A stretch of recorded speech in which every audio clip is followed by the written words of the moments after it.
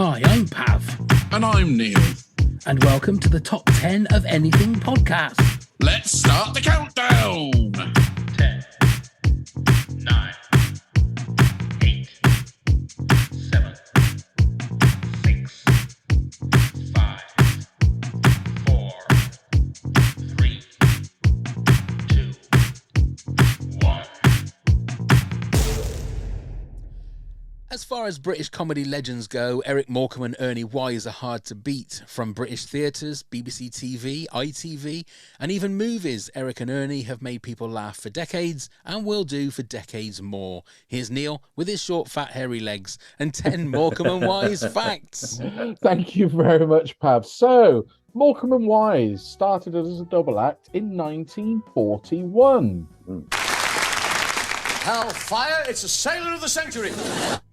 Early in their career, Eric performed as Ern's straight man for a short time. Oh, what an incredible pair. In 2013, the two were honoured with a blue plaque at Teddington Studios, where their last four series of the Morecambe and Wise show were recorded.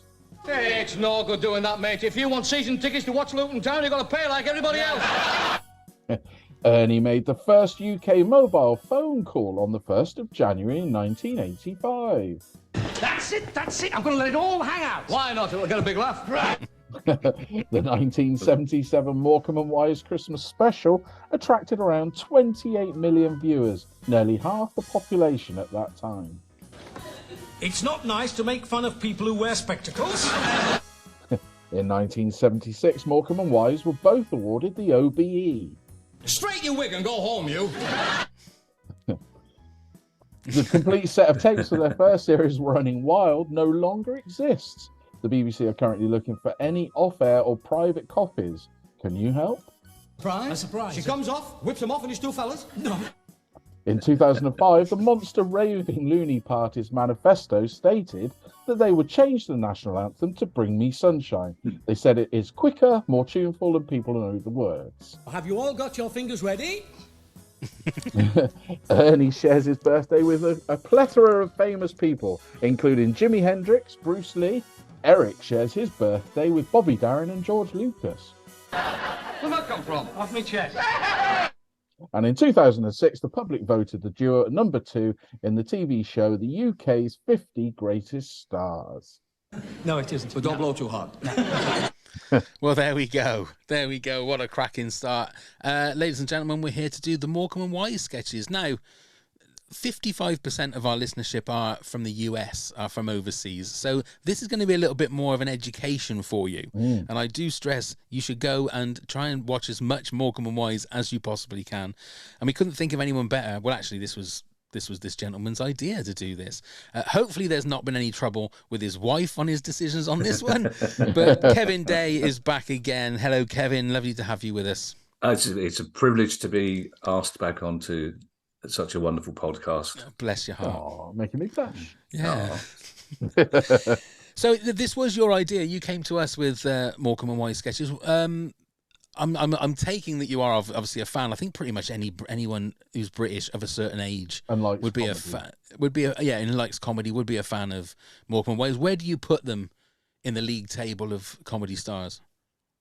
For me, the top, the very top. It's interesting. I'll say hello to your American listeners. I didn't realise we had so many US listeners. They never quite broke the States. Ed Sullivan, who was probably the greatest TV star in the world in the 60s, was a huge fan of Eric and Ernie. He had them on about 11 times, flew them over.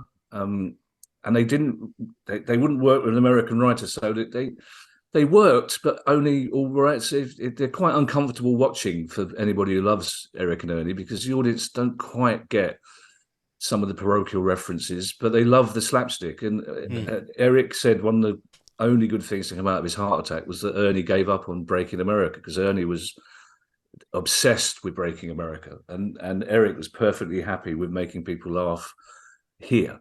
But for me, it's, you kind of get a false memory syndrome, don't you? And I get asked to do a lot of stuff, a lot of talking head stuff about comedy, and they ask me to tell us how you felt when you watched Dave Allen as a kid or how he Morecambe and Wise. No, I don't remember. I don't know.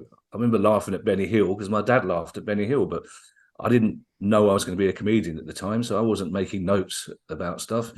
If I was watching Morecambe and Wise then, and I was probably reading comics and doing something else while I was doing it. But it's when I became a professional comedian that I went back to revisit comedy history, became obsessed with it, and it's then that Dave Allen's probably my comedy hero, but it's very different to Morecambe and Wise. I would put Eric and Ernie, and I'm sure we'll discuss this, vintage Eddie Braben, Eric and Ernie, if you like. For me, probably number one. And I think one of the myths we need to dispel about Morecambe and Wise is that they were good, clean, wholesome family entertainers, which they were in a way, but they were also filthy. And it's only when you look back as an adult and some of my favourite rude jokes come from Eric and Ernie. Just simple ones like there's a sketch where Eric says to Ernie, Eric puts the phone down, and Ernie says, "Who was that?" And Eric says, "Oh, it's just some big Hollywood director wanted to get hold of you, Alfred." And Ernie goes, "Hitchcock?" And he says, "It's hard to tell on the phone." There's another sketch where Eric plans to saw Peter Cushing in half to stop him nagging them for the money that he owes them. And Ernie comes on and says, "What's this?" And he said, "It's a box for sawing a woman in half." And Eric says to Ernie, "Do you want to get in it?" And Ernie says, "I'm not a woman." And Eric says, "I haven't started sawing yet." But also my favourite rude joke, and at the time not many people would have got it. One of the brilliant things that Eddie Braben did was reinvent Eric and Ernie and gave them characters, if you like, rather than just straight man, funny man.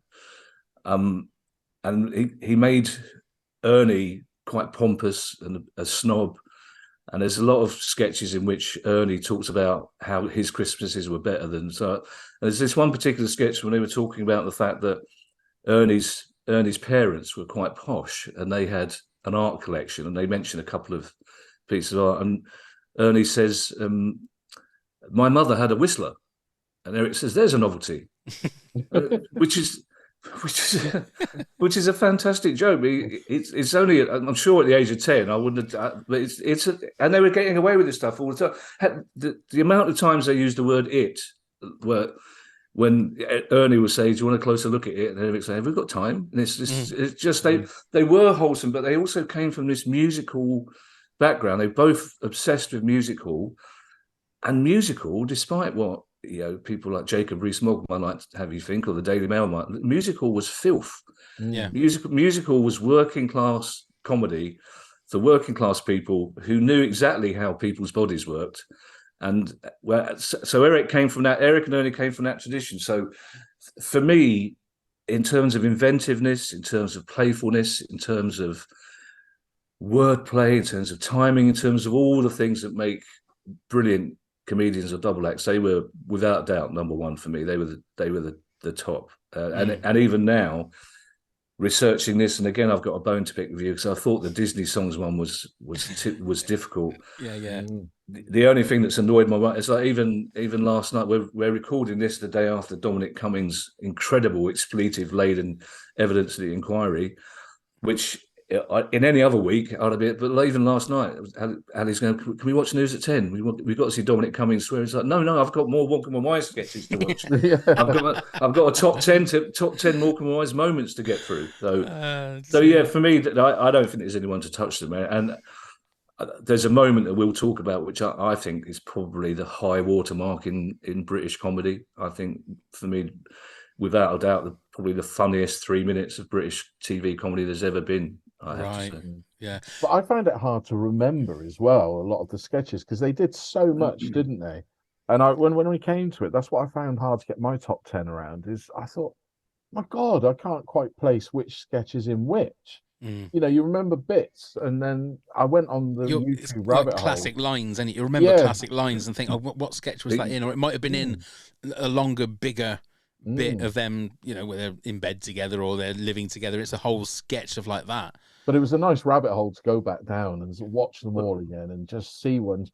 I mean, I've got a sketch on there, well, a couple that I'd completely forgotten about, and I thought I'm going to have to add them because they really made me belly laugh. Yeah, well, it's why I wanted to suggest Morecambe and Wise moments rather than sketches and like. And yeah, but the beauty of the sketch, there's no comedy that you look back on with fond memories. It's never ever as funny as you thought it was, except Morecambe and Wise is close to that because the sketches are so long. Again, we'll talk about that, but their hit rate in sketches, there's at least 2 or 3 lines in every sketch, which is just as astonishing. It's a great hit rate, and those jokes, as we'll discuss, those lines justify the sketch in themselves. Yeah, but the fact is as well that especially when they started working with Eddie Braben, they had such a structure to their show that if you just did the sketches, you deny yourself the pleasure of so much stuff. All the front of curtain stuff they did, all the stuff with taking the piss out of these world famous people. Yeah, just the little tiny sketches they did together. Some of the songs. You deny yourself. That is why I went for moments rather than sketches. Although, of course, some of the sketches are the real highlights, basically. I also think I completely agree with you, Kevin. Before we actually came on air, Neil and I was talking about looking back and about the fact that you think about Morecambe and Wise, especially the Christmas specials and the age we were kids, and so those kind of it moments, like you spoke about, would go over our heads, but we would laugh about the funny dances or doing funny things and the slapstick, if you like. Yeah, and the costumes and yeah, and it's not necessarily rose tinted spectacles, but looking through the mists of time when you look back on them, it's like you realise, right, that's why that bit was funny, because there's actually a bit of a sexual innuendo there that we didn't even, it wouldn't have even occurred to us being 7, 8, 9, and in my mind for 15, 16, 18, 20, I would never have come to my mind. Well, it's funny because Lenny Henry presented a show a couple of years back, which was basically an excuse to put together some Morecambe and Wise sketches.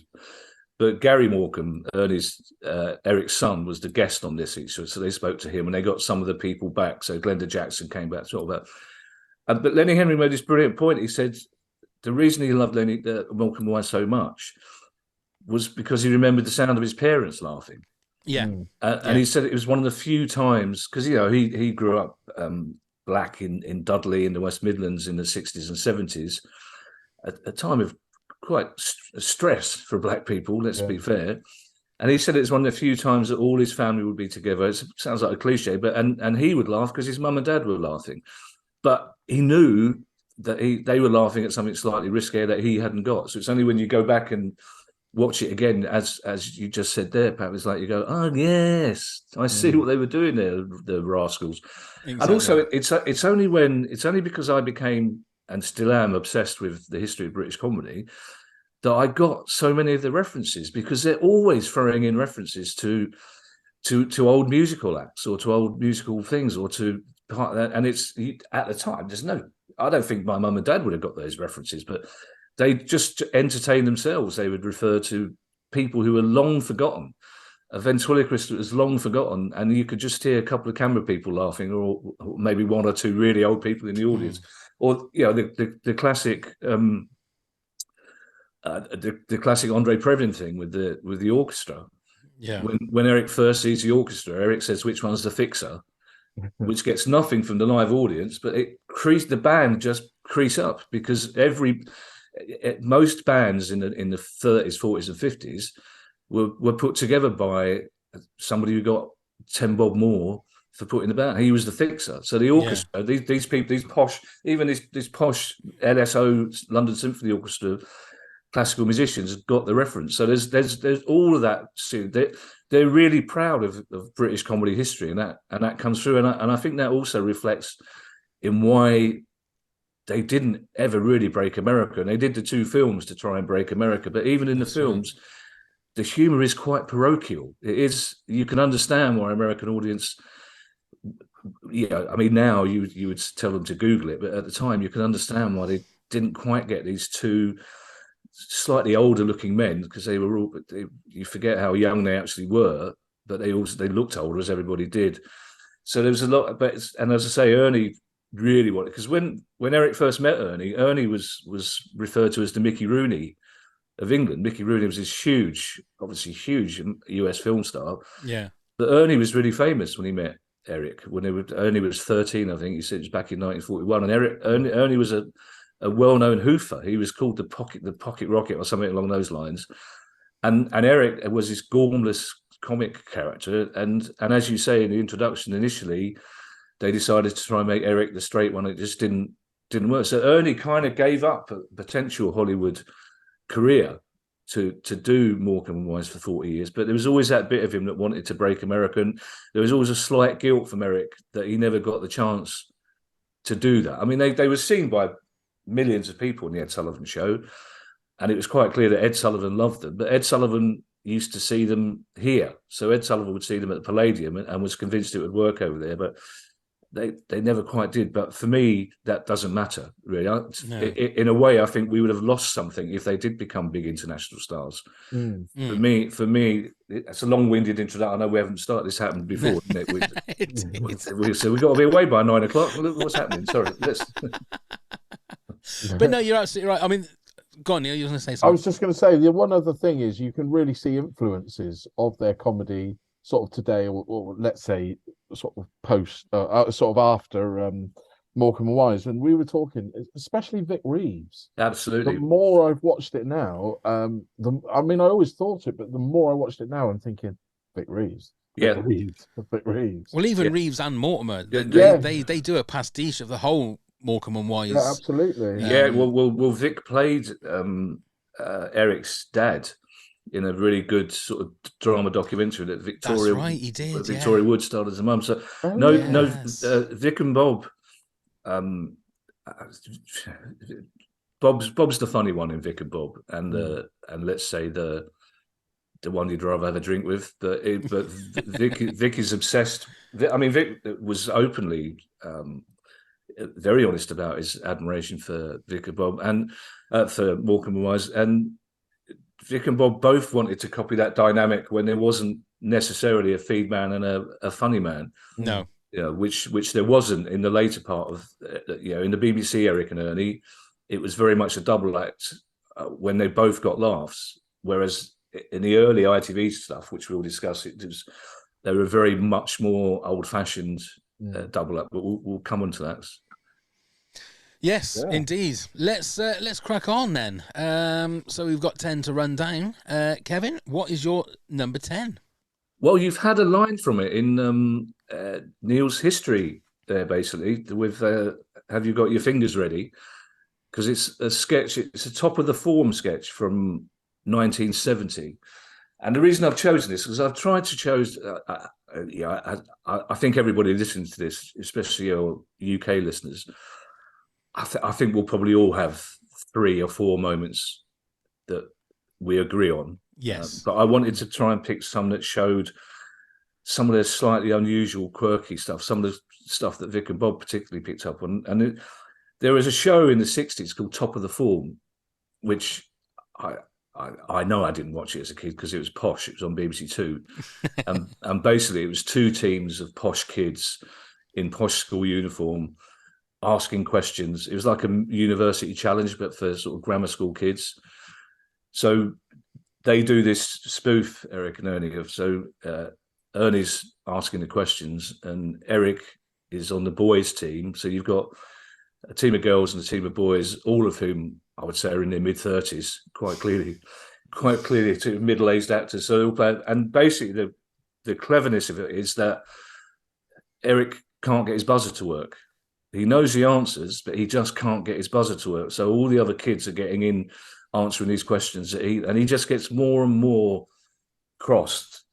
And at one stage, he just shouts, "I don't know if this button's not working. If my finger's fused," which is a line that Vic and Bob would have been absolutely proud of. But the choreography of it, of the lights coming on and his light not coming on, and then it comes on when he doesn't press it, and he tries to get his finger to it, and it goes off. And that's all very clever, and there's some very funny lines in it. And Eric gets exasperated, which he does very well. He does exasperation very well. But the twist at the end, which is great, which is why I wanted to include it, is that Ernie says, right, the last question, it's all on this.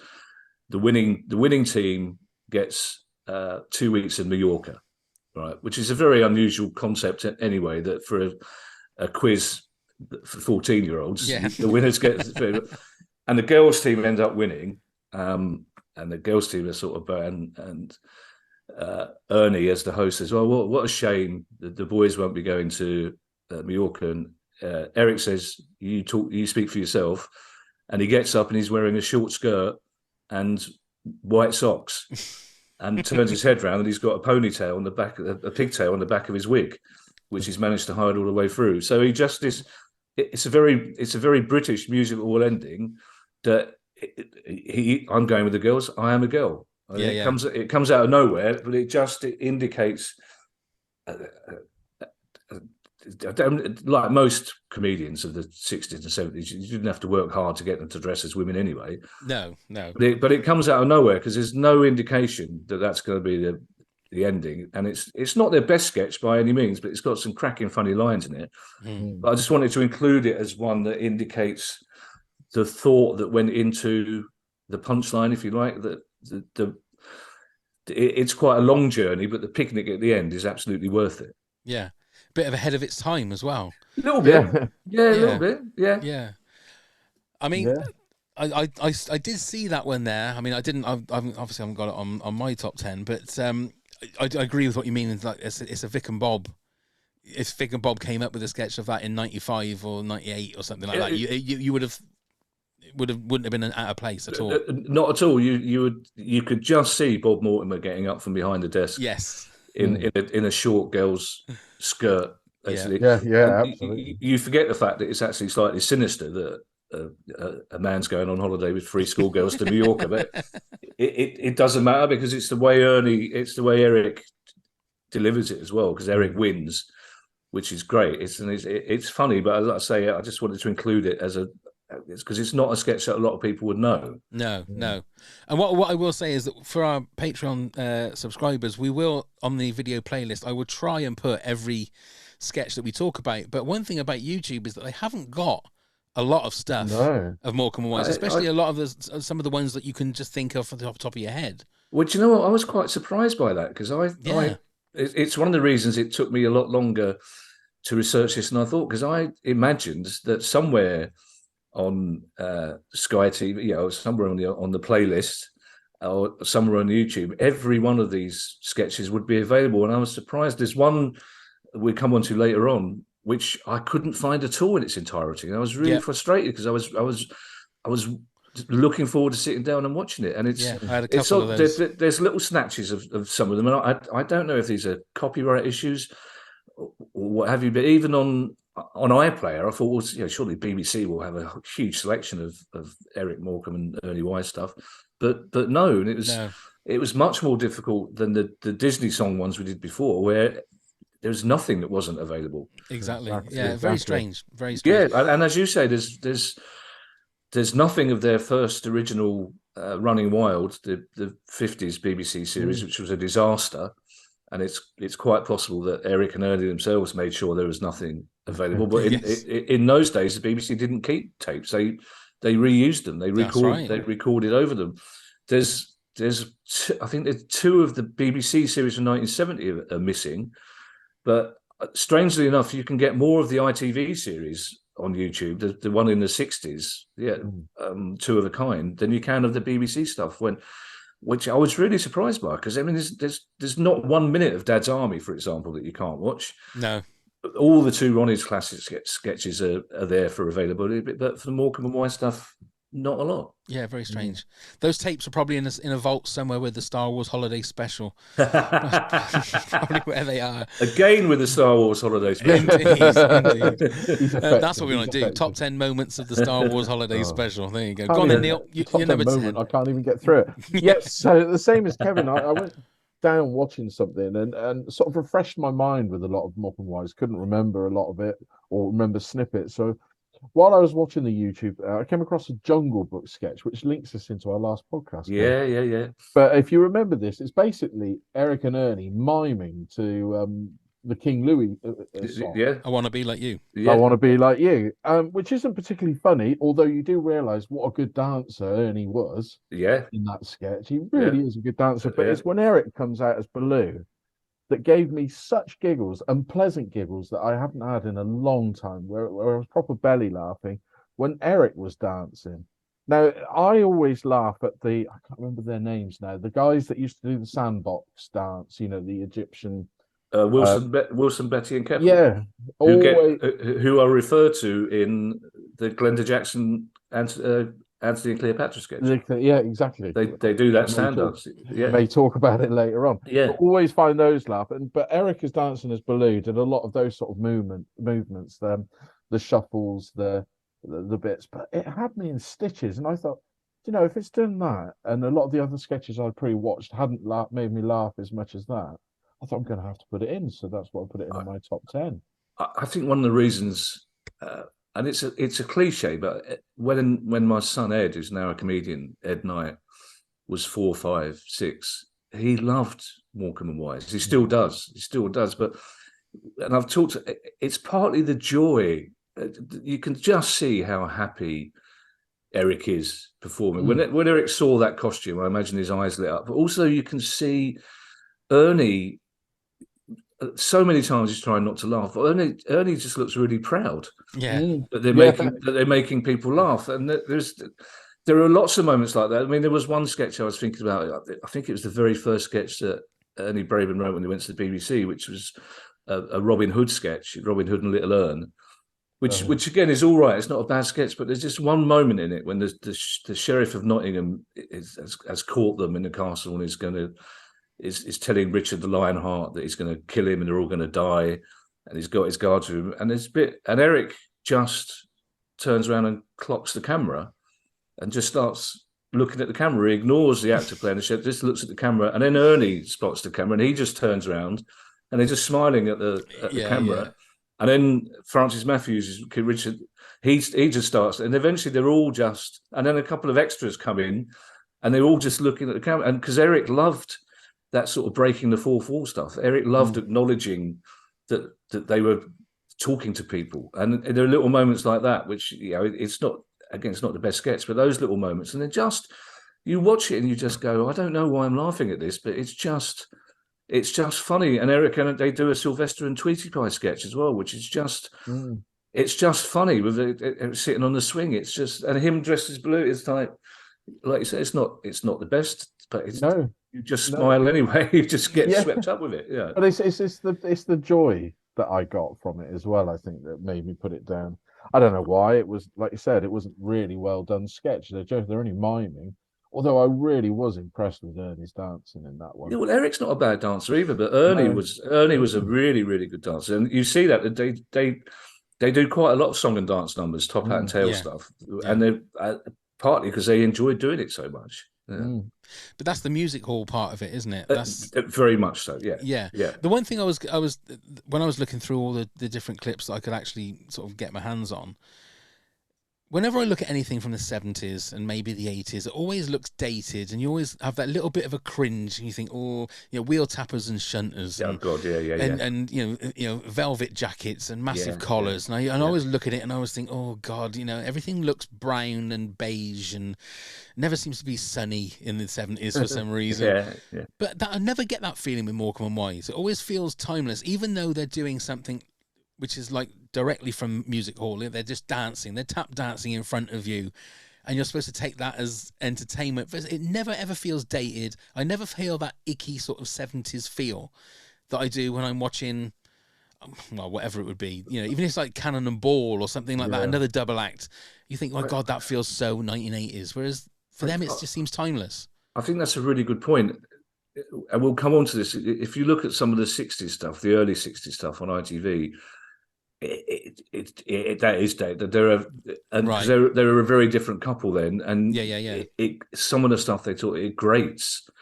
Yeah, they talk about paddies. There's a sketch they do when they dress as leprechauns in terrible Irish accents, and there's this terribly misjudged IRA gag in there. And it's like, Oh, right. but they changed when they went to the BBC. But so I think that's partly due to Eddie Braben. I think their attitude to women was so different to other acts' attitudes to women, because the amount of huge female stars they had on, and they would take the mickey out of their status a little bit. Oh, yeah. But essentially, the women always got the last word. You know, there's this woman called Anne Hamilton who is in most of their sketches, who they clearly adore.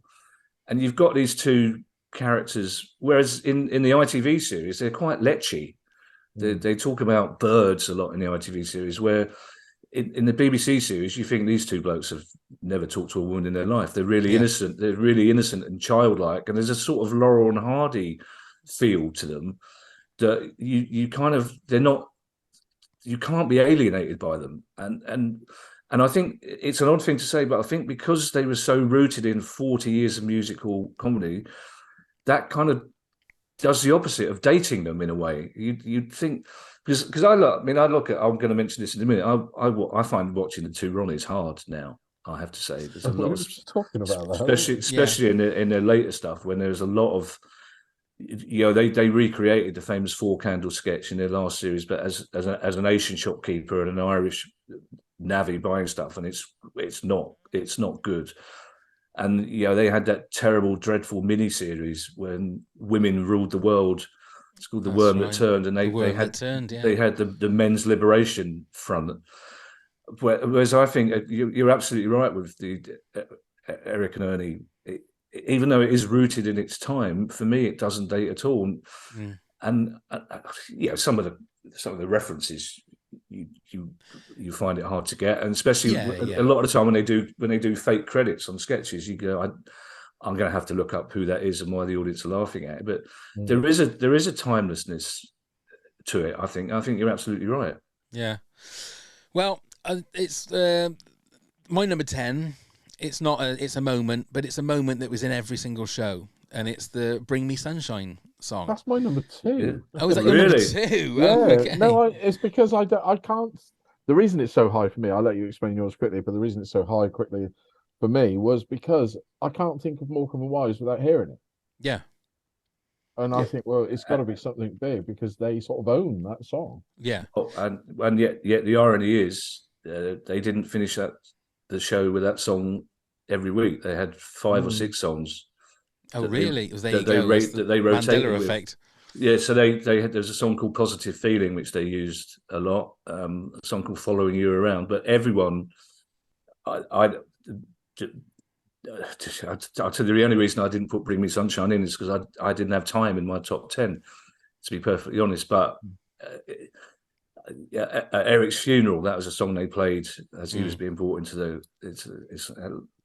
my dad's funeral. We had "The Good, the Bad, and the Ugly," which is it's great as it reflects. But you can't. Ed can do that. Ed, in fact, I heard Ed was clearly noticed what I've been researching. So he's been going in. He's 28. He's been going in and out of the kitchen doing "Bring Me Sunshine," but with the arms behind the back. Yeah. And it's one of those things. It's impossible. It's impossible to hear the first couple of notes without either A, smiling, or B, doing the dance. And it's weird because the point I was making earlier on is, I think if it was anybody else and they were singing that song like to the camera, you'd be going, "Oh, this is a bit." I don't. But it's because it's them, and because you love them so much, it's never once bothered me. I just love that song. Well, it's a strange. Sorry to interrupt, Pub. It's a strange thing as well because it's the two Ronnies always ended with a big musical production number. Right. Yes, they did. Yeah. Which was always very clever. The words were always very clever. The costumes were fantastic. Sort of big numbers. And I think Eric and Ernie deliberately, because it's the other thing that's really odd, and I found this in my research, because I always associate Eric and Ernie with Saturday nights. Absolutely. And it turns out they were never on Saturday night. There was a couple of the Christmas specials were on Saturday night. Their shows were always either on a Wednesday or Thursday. Saturday night was two Ronnies night, and the BBC didn't want to mix them out. They didn't want to have a two Ronnies and then Morecambe and Wise following it. So I think I think it's very possible, because there always was a rivalry, that Eric and Ernie deliberately had that simple number at the end, just as a contrast to the two Ronnies, because also Eric and Ernie liked doing it. They've been doing it for many years, and it's just part of the joy, because it's just two men who are so enjoying each other's company. It's like you get the feeling with Cannon and Ball, who are both of whom I've met, and I'm perfectly happy if I never meet them again. One of them would be very difficult to meet again without going through a seance. But I never got to meet Eric, and I wish I had, because I don't know anyone. A lot of my inside information about Eric and Ernie comes from Barry Cryer, who wrote some stuff for them and was also the warm-up man for most of their BBC shows. Right. He just hasn't got a bad word to say about them. And he said the things they loved each day, they adored each other's company, and they were never happier than doing that dance. And because, Eric in particular knew that there'd been a good show, the recording was over, and they did that. And the audience, like I say, even though it's the song they always ended with, in everybody's mind, it is the song they always ended with. It's as simple as that. So in a kind of strange metaphysical way, that's what it's become. Two friends of mine, John T and Ian, did a Morecambe and Wise tribute show, sort of to 2017, 18, 19, and they got permission from the estate, from Eric Morecambe's wife and family, to do 45 minutes of an Eric and Ernie show. And they're brilliant mimics. They both capture Eric and Ernie perfectly. And the first half of the show is a kind of strange framing device when Eric's in hospital, Ernie comes to visit him, and they reminisce, and that's fine, it's funny enough. But I can't remember which, it's one of the classic 1973 show. They just do the show. Every word of it. And I've never seen an audience response like it. And most of the people in the audience can't have ever seen Eric and Ernie live. But and when they do Bring Me Sunshine at the end, the whole it's just astonishing, and everyone's on their feet, and everyone's clapping, and it just an indication of the affection that they have. And this is not just elderly people in the audience; it's a mixed Edinburgh audience, and it's just an indication of how funny the material is, full stop. But also the joy that even other generations, that by osmosis, have picked up on the fact that this is just a gleeful, joyful song. And because Eric, as Eric famously said, we're not about politics, we just want to make people happy, which is a very laudable ambition, I feel. Yeah, absolutely. And also it means like a lot to me, and I'm sure to Neil, because on one of our live shows we did that, didn't we, Neil? We did Bring Me Sunshine. We did, and it's a song everybody knows, isn't it? Yeah. That's the thing. It's a song everybody knows. And I bet you had a brilliant time doing it as well, didn't absolutely you? We did. It was so much fun. To be fair, yeah, of course. We did it. It really did. Absolutely. Right then, Kevin, you're number 9 then, please. Well, there's a two Ronnies connection here, because arguably one of the two Ronnies' most famous sketches is the Mastermind sketch. Yes. Where they answer the question before the previous question, and it's very clever, it's very witty, and they go to great lengths to completely copy the Mastermind set down to every detail. They actually borrowed the real chair. They've got the same lighting. They've got Magnus Magnussen's desk. In 1974, which was, I think, the same year, Eric and Ernie did a Mastermind sketch, which in terms of set, you can only describe as shonky. Right? They haven't made any effort to recreate the studio, but what they've done is they've got the real Magnus Magnussen in, the host of Mastermind, to answer questions. So it starts with Ernie, so name, Ernie Wise, place of education, and he says Harrow University, Oxford, which is already found. He's very pumped. And so he starts asking them these really complicated general knowledge questions. And by the end of it, Ernie's answering the questions off the back of the first word, and he gets 10 out of 10. Then Eric gets called forward, and for no reason, Eric's wearing +4s, right, which you don't see until he stands up to sit down. And it says name, Eric Morecambe, place of education, Hildenstone Junior Infant School. So he asks him the first question. The first question is, Little Bo Peep has lost her what? And there it goes, cardigan. And Magnus says, no, that's wrong, I'm afraid. And Eric says, well, hang on, what's a cardigan made of? And Magnus goes, wool. And where do we get wool from? Sheep. And Magnus goes, oh, that's correct. Oh, thank you, one for me. So then basically it's Eric stealing, but there's a fantastic callback in it. The second question is, and one of the most famous little bits is, that Arsenal. It's where Eric and Ernie, Eric's pretending to be the memory man, a la the film 39 Steps, but has no memory of anything. So Ernie has to keep hinting at him. And there's a question where, who won the FA Cup in 1930? And Ernie goes, Arsenal. So this is brilliant. So the next question Magnuson asks Ernie is, who won the FA Cup? Eric, who won the FA Cup in 1930? Ernie coughs. Eric goes, Arsenal, correct. There's a bit, so Ernie just gets furious. And then Magnus Magnuson gets cross and says, look, we have to say, says to Eric, if you don't know the answer, you have to say pass. This is getting ridiculous. And Eric said, and this is a genius line. And Eric says, you're quite right, Magnus. This is not a bingo hall. And Magnus goes, 2 right. And Eric goes, 2 for me. Which is just, it all builds to do. So it ends up, it's 10-all. And for some reason, Eric gets an extra question, and Magnus says, like, you've got to, I can't stress this enough, if you don't know the answer, you just have to say pass. And the question is, it says it's geography, and then it goes, oh, great, geography, perfect. And Magnus Magnuson says, it rises in the Kindar Mountains, it travels 2,000 miles, it's the main alleyway between Afghanistan and Pakistan and India, blah, blah, blah. It's the Khyber, and Eric just goes, pass. Correct. which is the first time, but it's just, it's even more so than the 2 Ronnie sketch. It's just, for me, just cleverer writing. It just illustrates a change, and I'll come on to this in the next bit, a change in their relationship. The fact that they had the confidence not to build the set, because they didn't need to, because they knew that the jokes were funny in themselves, and just the fact that it starts with Eric, and there's no reason why. He's got the same jacket on as Ernie, but when he gets up, he's wearing +4. So the audience are already giggling as soon as he just makes the. And for me, again, it's not the most famous sketch, but it just indicates the cleverness of some of their wordplay, which I think is quite often overlooked. People remember the slapping around the face and the grabbing by the lapels and is he wearing a wig and the short, fat, hairy legs. But some of their wordplay was fantastic. It's up there with the stuff that we hail as genius for the 2 Ronnies, but with so much more charm.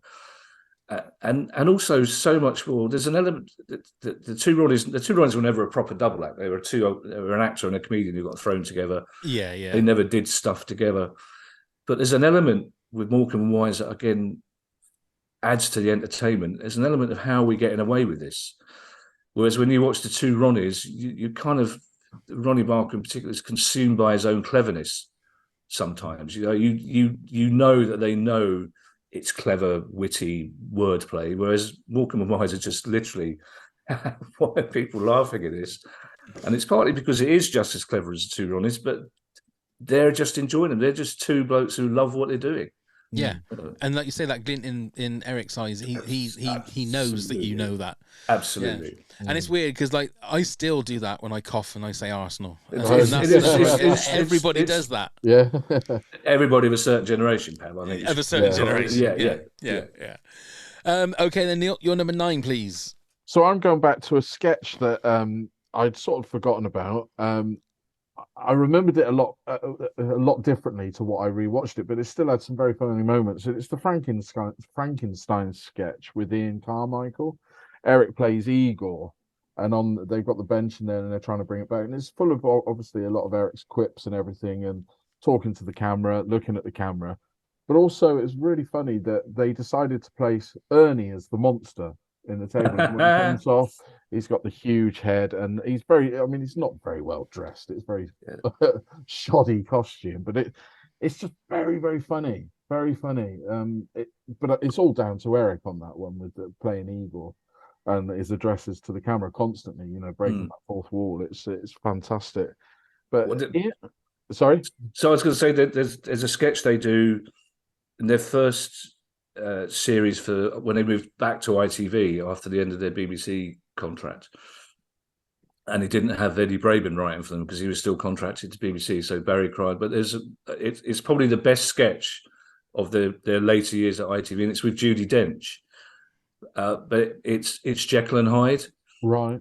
And it's worth it just for the fact that it's Eric that plays the monster, which is really so. Ernie does all the camp stuff, and he takes the thing and he goes down behind the counter, and it's Eric that comes up with this terrible fake hairy ears. Oh, I remember. But just gleeful. But it's worth it for the running joke because Eric's obviously still down behind the bench, where obviously Eric had been through the whole sketch. For the first 5 minutes, Eric had obviously been hiding behind the desk, and Judi Dench and Ernie had clearly not referred to it.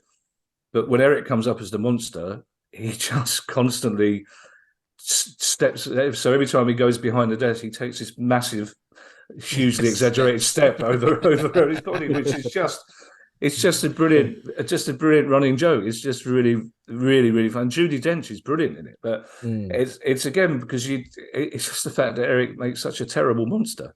Yeah, he just revels in it, and it's interesting how so much of their stuff they plundered sort of classic literature for their stuff. You know, King Arthur, Robin Hood, Jekyll and Hyde, all sorts of stuff that Sherlock Holmes. They plundered all sorts of Noel Coward, and these are references that the audience would have absolutely known and understood. Totally well, very funny, and always great to have a great straight man like Ian Carmichael in it. Makes it all funnier or something like that. Well, that's a really good point because they very rarely get the fun. They always get a funny line or a payoff. But Eric and Ernie loved working with straight actors because the straight actors were really good actors. Yeah.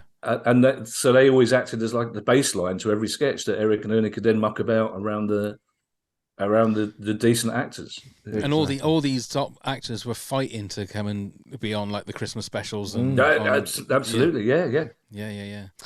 Okay, my number 9 is another one that showcases Ernie's singing and dancing skills. It's the Singing in the Rain sketch. Yeah. I mean, I love that movie. Is that your number 5, Neil? Is it? I think this is brilliant. It's a simple concept. It's basically the Singing in the Rain number from the movie. So it's Ernie Wise instead of Gene Kelly, and Eric Morecambe is just a copper there, just standing in the wrong place at the wrong time and getting absolutely soaked at all these different moments. But it does show you just what a great song and dance man Ernie Wise was. He wasn't just a straight man.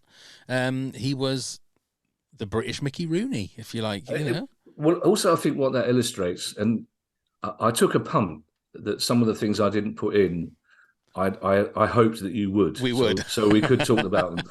But what that indicates is I think there are 3 or 4 times that Eric gets soaked in a long sketch. But for the rest of it, Eric is perfectly happy to stand back and watch Ernie dance. I mean, it's about 4 or 5 minutes long, and it's just a showcase. And you can see how happy Ernie is. Yeah. And I love Gene Kelly. I do. I think Gene Kelly was, for want of a better, a proper bloke. He was a real man's man, and he based a lot of his dancing on sports moves. But some of his stuff, not just in the 40s films, but later in the film, are just brilliant. But Ernie captures it, and Ernie is just in 7th heaven doing this, and it's one of the more elaborate sets they had. Yes, absolutely. So Eric gets his laughs, but he's really happy to sit back and watch his mate have his moment, because every now and again I just think it was great for Ernie to remind the people that he was great. He was really good at what he did. Yeah, because I think a lot of straight men would all be classed as the ones that didn't have the talent, because they weren't the laughs. Yeah. They were the guy there to set it up for the funny man to knock it out the park. Yeah. But Ernie, and again, the one thing you were saying earlier on as well, Kevin, about like looking back in the past, and Neil and I was talking about this earlier on. I can remember loving Morecambe and Wise when I was little, but when they went back to ITV, I can remember getting very bored. Yeah. Because they weren't as good as they were when they were on the BBC. Yeah. Now, I don't know, looking back on it now, I realise it was because they didn't have the same writers and it wasn't the same. But also it was the introduction of things like in the mid-80s, the young ones. and not the 9 o'clock news, where they famously did the song that was a piss take of the two Ronnies. I'm pissing up and down on the Willy Bum Bum, and just totally like destructing that whole idea of these two famous people like doing stupid comedy. But it's interesting when you look back on that with through the mists of time. It's interesting as well with the young ones, which now looks really dated. It does. When you go back to it. And the thing with the young ones, and I've said this to people involved in the show, they started by kicking down the opening titles of The Good Life. The Good Life, that's right, yeah. Which represented everything that is twee and fake about BBC comedy. The irony being that the young ones was written by graduates from Bristol and Manchester University, all of whom were from middle class to upper class backgrounds. And The Good Life is written by two comprehensive schoolboys, Esmond and Larby from South London, who never got anywhere near university. So but I think the point with when they went to ITV, Eric was ill, but Eric had had a couple of heart attacks by then. Yeah. They had different people writing for them. They also, the shows were shorter and had commercial breaks, so it changed the rhythm of the thing. And ITV had them doing more stuff with ITV stars, if you like, which were less well known. So I think we mentioned one good sketch. One of the other only decent ones was when John Ford and Dennis Waterman were in they did a kind of Sweeney thing as well, but they also did a sort of Foreign Legion sketch, which was all right. But you don't really, they just look a bit older and a bit more tired. Yeah. And they look like the world has moved on a little bit anyway. The odd thing is ITV, which is they would only let the two guys from the Sweeney go on Morecambe and Wise if Morecambe and Wise were in the Sweeney. So there's a bizarre episode of the Sweeney where some kind of Russian drug smuggler is using his girlfriend, and his girlfriend is a magician's assistant on the same show as Morecambe and Wise. So you see the Sweeney going into this cabaret room with Morecambe and Wise performing, and there's a line with them, and it's just, and you can see Morecambe and Wise are not really comfortable with it. I've worked for both the BBC and the ITV, and they're very different processes. Not necessarily one's better than the other, but at the BBC, they really tend to leave you to get on with it. So even if you're working for a production company, the BBC, unless you're breaking the law or there's an obsession now with balance, BBC will still let talent pretty much get on and make the show. Whereas at ITV, and it's always been the case, they're much more. They're all over it. And for example, you have to be careful. They will know who's buying space in the commercial breaks, for example. So they wouldn't be happy with somebody doing a sketch that didn't like cars, because that might put off car companies. So and also, like I say, an ITV hour is 48 minutes. A BBC hour is 58 minutes. And when Eddie Braben did come back to them for the last series at ITV, he found it really difficult to write with that limited frame, because the shows at BBC were so structured. So it in a way, I almost wish they'd retired after their last Christmas special on BBC, because then you'd have nothing but the greatest memories of them. And it's like, and again, some of the ITV stuff is all right, it's fine. And if you hadn't seen the BBC stuff, you'd go, yeah, it's all right. But you're absolutely right. It's clear that they were aware that the world is moving on. It's something that Ronnie Barker was angry about. I mean, there's a famous Ronnie Barker got really stroppy with Ben Elton on a Parkinson, and the irony is that people like Ben Elton had the utmost respect for people like the two Ronnies. But at the time, and I remember this because it was when I was Mark Thomas and I were described as a third wave of alternative comedy, and my dad was furious with me that he couldn't watch Benny Hill anymore because it wasn't my fault. It wasn't me and Mark Thomas. So it wasn't Ben Elton, and it wasn't Alexei Sale who said these programs have to go. And for a time in the early 80s, these programs coexisted. Alexei Sale was on the telly, and Cannon and Ball was on the telly, and Russ Abbott was on the telly. It's just that we kind of won in the end. but none of us wanted to see people like Benny Hill or Tom O'Connor thrown off the TV. But it's like Eric and Ernie knew, I think, that their time had passed in a way. Yeah. There's a certain world weariness about the last stuff at ITV. I think you're right. Yeah, no, that's fine. Okay, so Kevin, you're number 8 then, please. That's damning with the faintest of praise. Yeah, that's fine. Yeah. I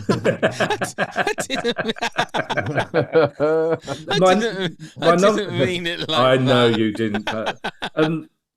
My number 8 is I did want to reference the ITV stuff because I think we sometimes forget. So they were on ITV. The show was called Two of a Kind. I think it was from 1961 to 1968. So it was their comeback. They'd been off TV for 5 years because the BBC series had been a disaster in the mid-50s.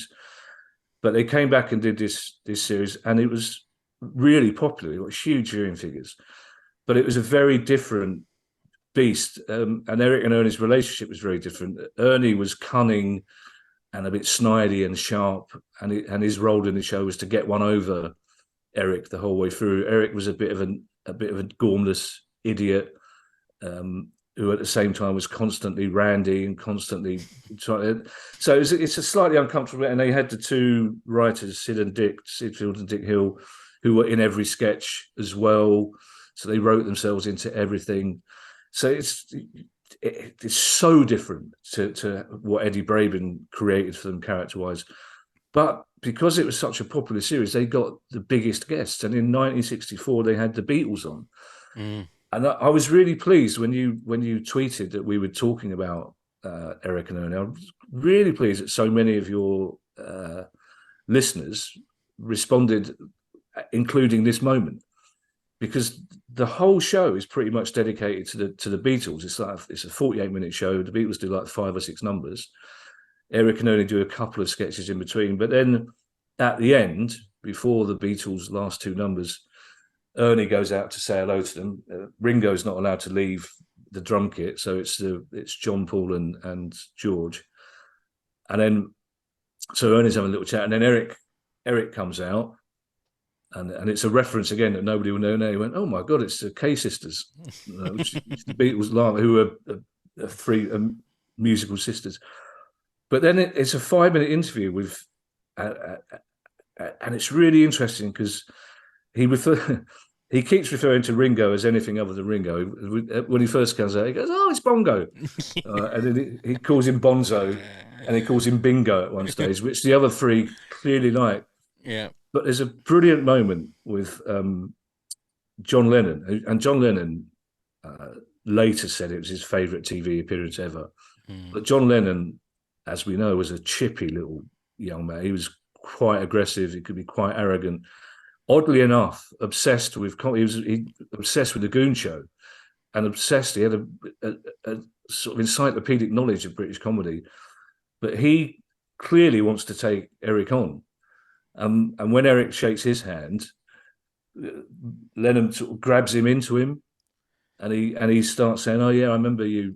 Apparently you were very funny back in the day." And Eric kind of like, it doesn't look like it's rehearsed. But obviously this is a gesture that most people won't be able to, none of people will be able to see. But John Lennon holds his hand over his knee and says, "I remember my dad telling me about you this high." And Eric just goes, "Oh, was your dad very little?" Right? And there's a moment, the other 2 just break up laughing, and then there's a pause, and then John Lennon suddenly thinks, he's better than me. Yeah. But then they have this 2-minute, this is brilliant 2-minute conversation, which is just very funny, which is mainly between Eric and John Lennon. And then they agree that they're going to do a number together. And Eric goes off to get ready. And for some bizarre reason, the Beatles, who were about to become the biggest band in the world, agree to Ernie's request that they do a song called Moonlight Bay. So they go off. Again, Ringo's not allowed to leave his drum kit. So they go off and come back in like straw boaters and old-fashioned blazers and start doing this really old-fashioned musical number with Ernie, this sort of soft shoe shuffle. Eric comes back on dressed as a Beatle. So again, confusion. But the bit at the end, and this comes back to what I talk about Eric and Ernie being rather rude. There was a running joke at the end of the ITV series where Eric tries to tell this particular joke, and the credits always came up over Eric saying with Ernie going, and the joke was two old men on a deck chair on Blackpool Beach, and one of them says, "It's nice out, isn't it?" And the other one says, "You're right. I think I'll get mine out as well." Right? Which is okay, but it's brilliant. As a credit, as Eric starts to tell the joke, John Lennon jumps in and says, "There's two dirty old men on a deck chair," and Eric just cracks up, and then he goes, "You can't tell that joke." Yeah. But it's just a brilliant moment. It's just the simple things of all right, bongo, all right, bonzo, all right, bingo. It's just. And at the time for the audience, because the Beatles were 9 months away from being the biggest band ever. Yeah. And yet here they were happily just doing a soft shoe shuffle with Eric and being taken the piss out of by Eric Morecambe. It's great. And it's a sort of little, because they didn't do that sort of stuff. They didn't talk to their guests, but it's a little precursor to the stuff they would do later on. With really famous people, world famous people, and it's one of those moments, and you think if the rest of that, because I've watched a lot of that series, trust me, for various other shows, you think if the rest of that series was like that, it would be legendary. Whereas it's just they're really slick. They're too slick, and I know this makes it sound like an insult, but they're too American. There's almost an Abbott and Costello feel to it. You know what I mean? And it's quite. And even the writers in the sketches, they're always pretending there's something there that they can see and Eric can't, and it just doesn't quite right. And we'll come on to the genius of Eddie Braben later on, but just now when you look at the Beatles, and of course the Beatles look so young because they are so young, but they're just enjoying themselves, and in a way because you know what happened to the Beatles, and you know 3 years later you wouldn't have seen them smiling like that.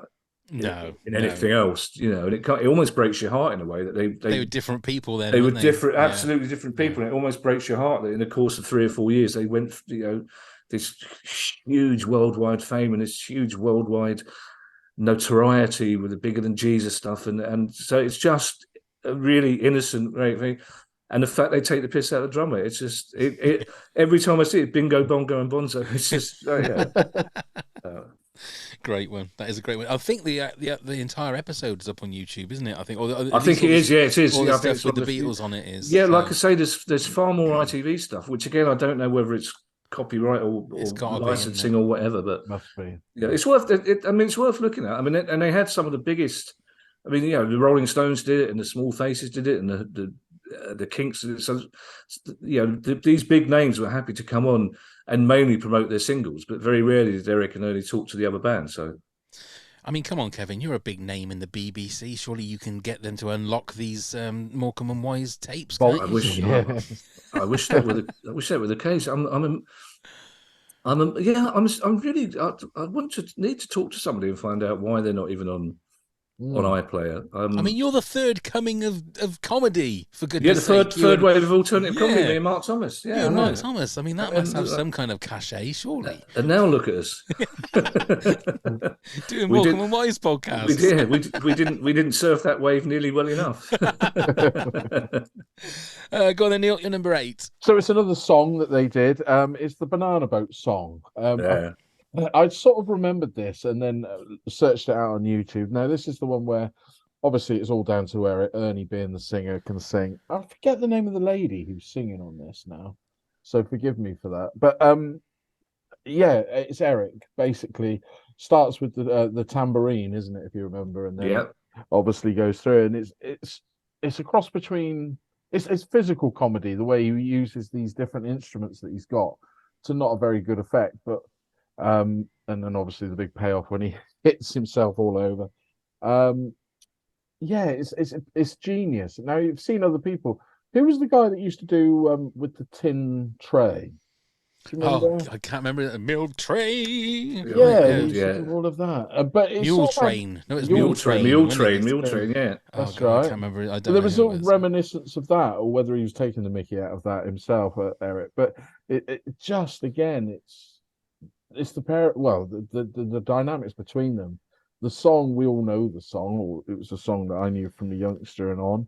Yeah. It was just funny. It was Nina of Nina and Frederick, apparently. Oh, there we go. Okay. Wow. There you go. Yeah. But yeah, I'm great. I mean, I don't know whether this was a BBC sketch or whether it was an ITV one. This one, I wouldn't know. I think it was BBC. I think. It sounds like a BBC one. Yeah. Yeah. There was this is really going to annoy me now unless Pav can look it up. There was a brilliant joke in one of the later sketches. Someone's playing a tambourine and Eric does what looks like an ad lib. I can't. I wish I hadn't said that now because it's just going to leave people hanging for all sorts of reasons. But there you go. Sorry. But that's the thing with Eric Morecambe, isn't it? The ad libs that he did, probably we don't know whether a lot of them were scripted. Probably not. Knowing him, when you see some of the other footage of other things that he did, like "This Is Your Life," which is there's a bit of that on YouTube, isn't there? Have a look. Well, also there's you can tell whether most of the ad libs in Morecambe and Wise, according to Barry Cryer, most of the ad libs were left in. And he always said you can tell by Ernie's response, right, as to whether they're ad libbed, and also because they rarely edited stuff those days, so they leave in quite a lot of mistakes. And Eric loves it when somebody gets something wrong. Yeah. But there's a brilliant YouTube clip, and this is where Eric comes into his own. Older listeners will remember World of Sport with Dickie Davis on a Saturday, which was ITV couldn't really afford any sports in those days. So they had horse racing, but then they would have log rolling from Canada and cliff diving from Acapulco and a bit of darts maybe. But Dickie Davis, who was the host of the show, lived just down the road from Eric. And they went out one Friday night and got pissed. And Dickie stayed at Eric's house. And then when the cab arrived to take him into the studio, and World of Sport was live on Saturday, Eric came with him. So for the first hour and a half of World of Sport, Eric's on the floor with Dickie Davis, just taking the piss out of the laughter from the camera crew is because, and you can't imagine now somebody turning up for it. You imagine Football Focus and a pissed comedian, and they go, "Yeah, come on, it'll be fine, it'll be great." But that's exactly what happens, and it's nice because Eric was, by all accounts, really genuinely really funny, as was Ernie. They were both genuinely funny men. Yeah. But there was a lot of scripted ad lib. I'm sure some of the ad libs were scripted and rehearsed because they famously rehearsed to within an inch of their life. But they were genuinely spontaneously funny. Although, of course, when you've been doing it for that long, the kind of Rolodex, there are very few situations that come up that probably haven't come up before in their live work together. So some of the ad libs are genuine ad libs, and some are muscle memory, if you like. Yeah. It's funny you saying that. It's just shot in my memory now. I used to have the Morecambe and Wise book, the annual. Oh, okay. And I can remember that there were soccer tips with Eric Morecambe, and it was with Kevin Keegan. So it was permed Kevin Keegan. And I can remember one where it was what did he call it? It was like the dummy. What it was. So it was a picture of him stood in front of Kevin Keegan, and then the next picture is him with his glasses off to the side, so that Kevin Keegan is looking at the glasses, and then he's moving to the other side. And that was Eric Morecambe giving Kevin Keegan the dummy, and then moving on with the ball. Hilarious. I'll have to try and find it. Well, I mean, that's one of Eric's most famous jokes. I think he said it on Parkinson when he said, "My ambition was to be a footballer, but then my eyesight went, so I became a referee." There you go, see. But that's a great joke. Holding the glasses. It's so funny. That's really then it's funny. I think Kevin Keegan is then stood there with his head bowed in shame while Eric Morecambe's running down the pitch. It's so good. That's funny. Okay, my number 8 is "There Is Nothing Like a Dame." Now this is the song and dance episode sketch where it's got all the different newsreaders. You got Michael Aspel. You've got let me see. Parkinson wasn't there, was he? Well, you got Richard Baker. A lot of these people that I'm sure Kenneth the youngsters. Kendall. Yeah. But it is such a good. It's just such Eddie a laugh. Waring. Eddie Waring. That's right. I remember him running, doing that one little bit where there's 2 or 3 of them all running in unison. And it took me ages. This isn't on YouTube. I had to go to some other link to find because I could not remember the name of the song. all I kept getting was Cliff Richard and Eric and Ernie dressed up as sailors with like buckets on their feet. Yeah. And I thought that was part of the sketch, but it wasn't. And I found it on some other website somewhere. I don't know. I think it was YouPorn or something like that. I found it on. I think it was. That was a disappointing search. It was a very disappointing search, especially with "There Is Nothing Like a Dane." So many different things came up that I shouldn't be watching. Well, it shouldn't be on my history anyway. But for me, it's what I remember for. I think that was a Christmas episode, wasn't it? 77. Sure it was 77. 77, yeah. And it's getting all these people, and for me, it also is almost like the template for something that I cannot watch, and it's the children in need. Yeah. When they get like the newsreaders are doing Grease or something. Yeah, and it always, again, it's one of those perfect things when I watch that, or you watch the members of EastEnders doing Sound of Music or something, it always makes me cringe. Yet you watch them do it and Morecambe and Wise do it, and I find it hilarious, great entertainment. Well, it's also really interesting because I think it was the year before when Angela Rippon did the Coming Out from the, which is brilliant. Yeah. And that's why they wanted to get all these newsreaders. But in those days, newsreaders didn't do that sort of thing. No, they didn't. I'm sure they were only in their 40s, but they all looked 70. They were all proper old-fashioned BBC news people with quite posh accents. The 1970s, 40s. Yeah, absolutely. But and also Eric. So the BBC weren't at all happy about having so many of them doing it, and Eric didn't like the idea. Eric didn't think it would work. Eric thought Eric thought it was fine with Angela Rippon, but he had to be persuaded. So of course, because he thought that the newsreaders wouldn't want to do it. Of course, they were all really up for it. But then once Eric was told that they wouldn't actually do all the gymnastics and acrobatics, because it's a really, considering the technology of the day, the editing is brilliant. It's absolutely fantastic, because it genuinely looks like these old men are doing brilliant, and it's again, it's true. And the audience watching it at the time I think it's from South Pacific. I think you're right. Yeah. So they would have grown up. If you're 50 watching Morecambe and Wise in those days, you probably went flirting or had a date to that film. You know what I mean? So there's all these references that the audience get. And it's funny anyway, and Eric and Ernie are funny, and then you've got these newsreaders, these staid, sophisticated chaps. Eddie Waring was the rugby league commentator, and this little round northern chap doing his thing, and it's great. Their musical stuff was brilliant because again they just took such joy in it. And they never sent it up. In the same way that Two Ronnies sort of would send up the genre that they were doing the music for, whereas with Eric and Ernie, they were celebrating it, and were clearly loving doing it. It comes back to your choice of the Singing in the Rain. It was a proper celebration for them. They had such respect for the talents that had gone before them. And you can also feel that those newsreaders, it was something that they really enjoyed. It wasn't. They didn't have to get coaxed into doing it. They really enjoyed doing that, which I think took Eric by surprise because he thought they wouldn't want to do it. But there's another one, Barry Norman, who did the film, was the BBC's film, right. And they're obviously having the time of their lives. So much fun. It is. Okay, your number 7 then, please, Kevin. You mentioned Cliff Richard earlier. This one's from 1973. The more Morecambe and Wise I watch now, the more I really look forward to A, the bedroom scenes, but B, in particular, the scenes in their living room, which is where they tended to introduce. So they would have the big guests who would come on the studio floor, and then they would set up that they're going to be coming back, and then they would have. So Eric and Ernie would be in their living room because the conceit was they now live together. This is one of Eddie Braben's ideas. And Eddie Braben changed their characteristics. So instead of Ernie being the smart, clever, neurotic one who was always trying to get one over Eric, he became the pompous sort of author, harmless, but thought he was much cleverer than he was. And Eric became a little bit more clever, but still innocent.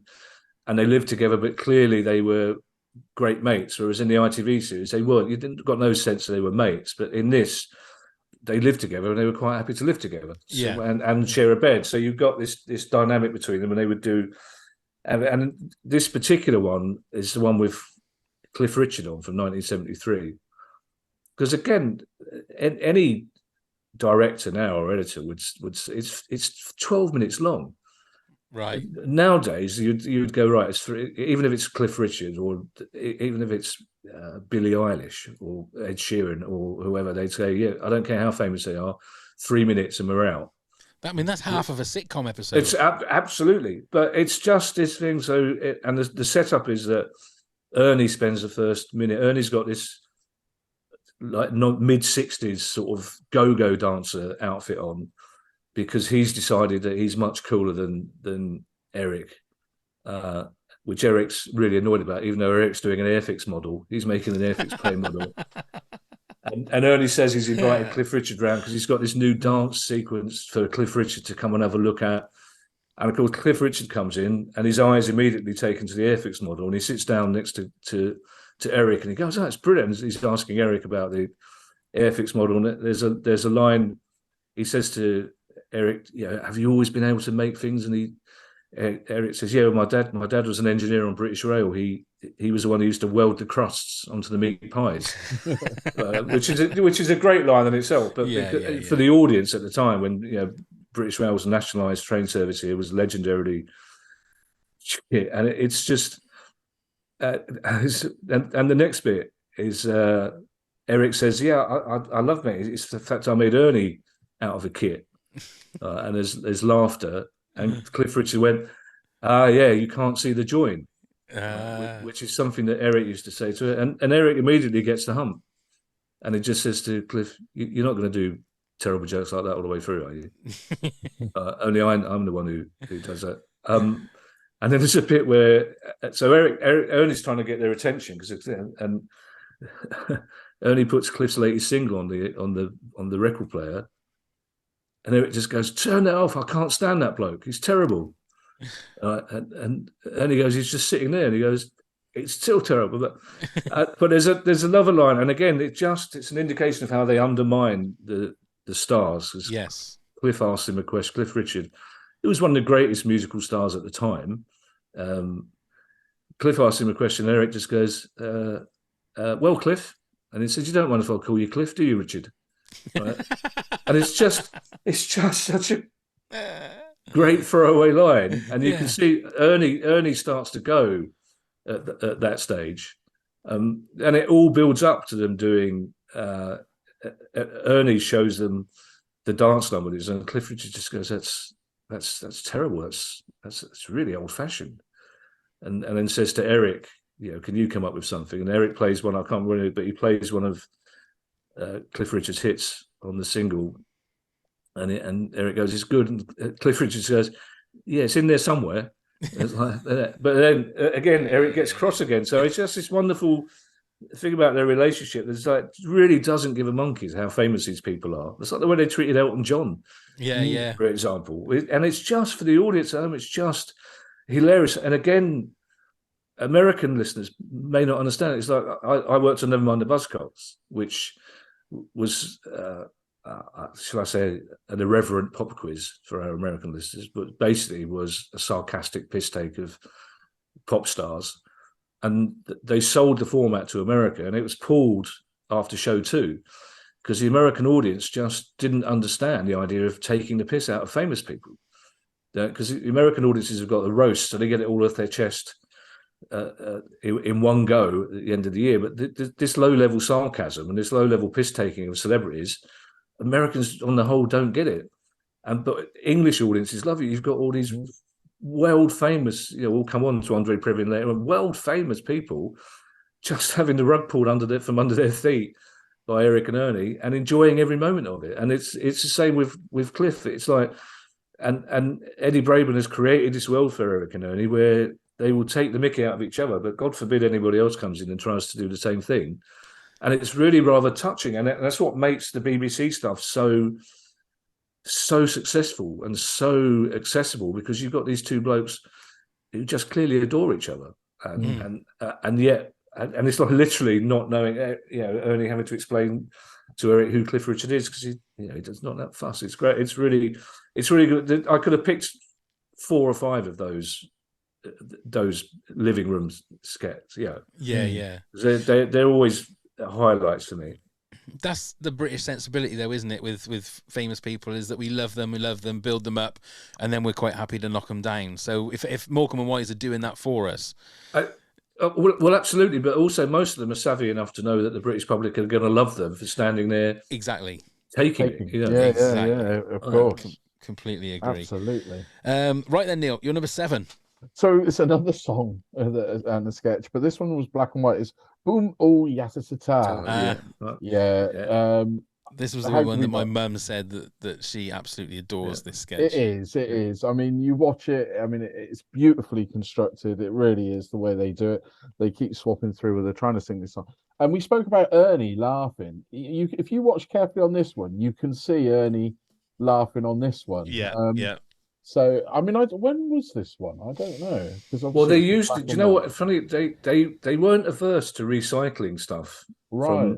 But so the Andre Previn thing, they originally did. Excuse me, as a much shorter sketch in the ITV series, right? Okay. But with an actor playing the conductor, and Boom Yatatata was from their live stuff. They were doing a version of that from the 50s onwards. So you'll 62, find 62 is the one that's on the YouTube, one on ITV. But there's also one particular moment. They do it in one of the Ed Sullivan shows, which again is an indication of, other people would have got American writers to help them out, but they just go, no, this is what we do. But Ed Sullivan joins in with this one, but too enthusiastically. So they invite Ed to join in, and Ed's this lugubrious character who just is having the time of his life, but he really shouts the boom. And you can see Eric getting quite cross because Ed Sullivan just doesn't quite get the rhythm of it and how it works. But they did it a couple of times, and it was a reference they used. But again, that's another one I could easily have had. If I'd had 20, that would have been in there. Yeah. But no, that is a good one. I only saw that for the first time today because my mum said, "You've got to watch this sketch. Just watch this sketch. See if it gets in your top 10." It's so funny. But it's so good. So good. And then this was one of the ones that Eric reminds me of Vic Reeves so much in the way that he acts. Well, not the way that Vic Reeves acts looks like Eric Morecambe. There's a touch of Goons about it as well. I would say there's a touch of the Goons. Yeah, absolutely. Well, the Goons is really interesting. It's like, I've never. Eddie Izzard's an old mate of mine, but it's just an argument. Monty Python, I don't get. It just doesn't decide. I appreciate why people would love it. Yeah, but I remember I did a gig with Eddie a few years back when Monty Python did their last reunion, which Eddie helped produce. It was a gig for Palace. Eddie's a Paris fan charity thing, so. And Eddie said to me after, he said, I don't know if you want to come. We're doing the last of the Monty Python things at the O2 or wherever it was. Hired a boat. We're going from Charing Cross down to the O2. And I went, well, I quite like the idea of the boat journey, Eddie, to be perfectly honest. Cut to 15 minutes later, Ed, my boy who loves Monty Python, Ed's always been into it. 15 minutes later, Eddie came up to me and went, look, do you mind? I've asked Ed to come along the boat. I think he'll appreciate it more. Cut to the video right at the end of the video, and Ed's right in the middle of Monty Python singing "Always Look on the Bright Side of Life." But I don't agree that Monty Python was influential in the start of stand-up comedy. For me, it's quite. There's a lot of racism and sexism in there, and I do appreciate. But the Goons, who I only really discovered properly 5 or 6 years ago, I just think they're incredible. It's astonishing that was going on in the early these three chaps who clearly damaged by the war, doing this stuff at a time you associate with rationing, and I think you're right. I think that there is an element of the Goons in that, and I think where Vic Reeves takes that on further, because what the Goons did and what Eric and Ernie did and what Vic Reeves also did was to wring every single drop out of a particular scenario. It's like just when you think there's nothing more to be had from this song or this sketch, all of those people could find another angle to take it on board. So I think that's a really interesting conceit, the idea that the Goons is in there. That's really interesting.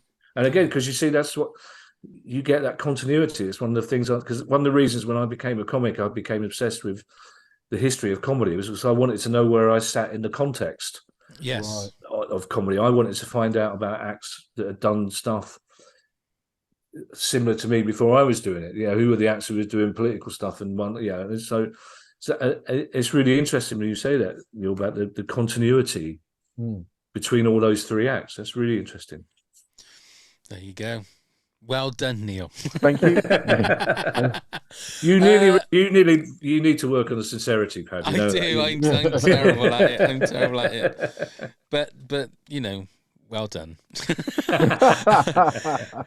My number 7 is a moment which Eric would bring out every so often, and it's his bag trick. It's the paper bag. I still try and do it, and I still can't get that flick quite right.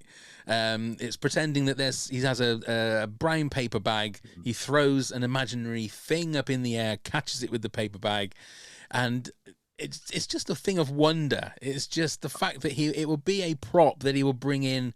I saw a sketch today, and that was the punchline. The sketch carried on, and then he finished by just doing the bag sketch, and then that was it, doing the bag bit.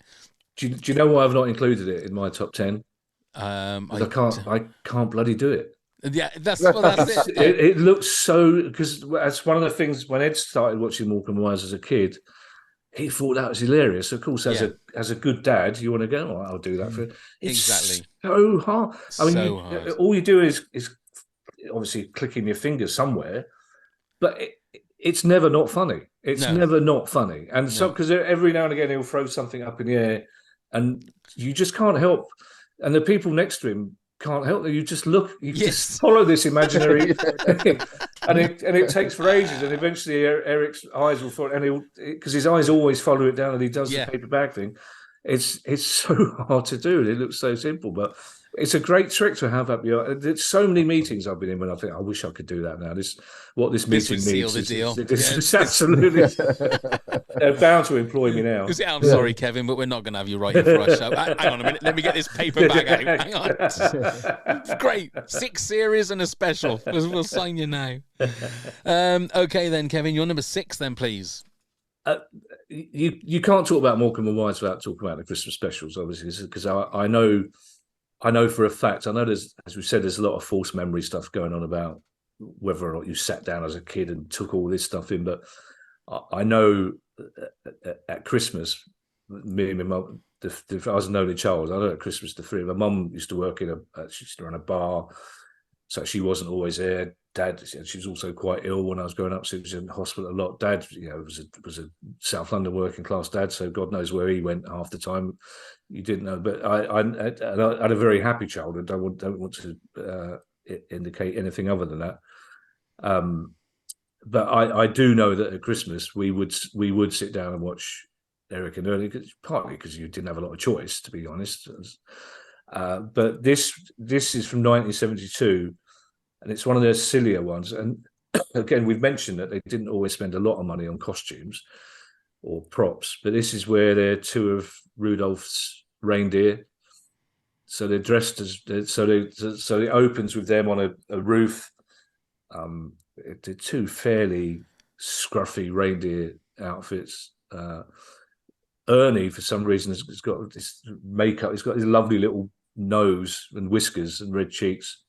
And Eric's just got a reindeer hood on, and basically it's quite a short sketch. It's just one of those ones that the thought of it makes me laugh, because the idea of the sketch is they've been up there for ages waiting for Father Christmas. They've been up there an hour and a half, so they clearly imply that Father Christmas is having his wicked way with somebody in this house.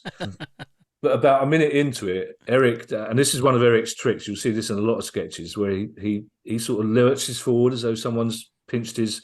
He does it to Cilla Black in one brilliant thing when they introduce Cilla Black and she comes on, and Eric just goes and looks around as though she's pinched him on the arse. But he does this thing, so Ernie talked to him, and Eric just goes, and he looks around and says, "Don't do that. That's not very nice." And he went, and then he said, "You're right." And Eric just says his nose is freezing, which is fun.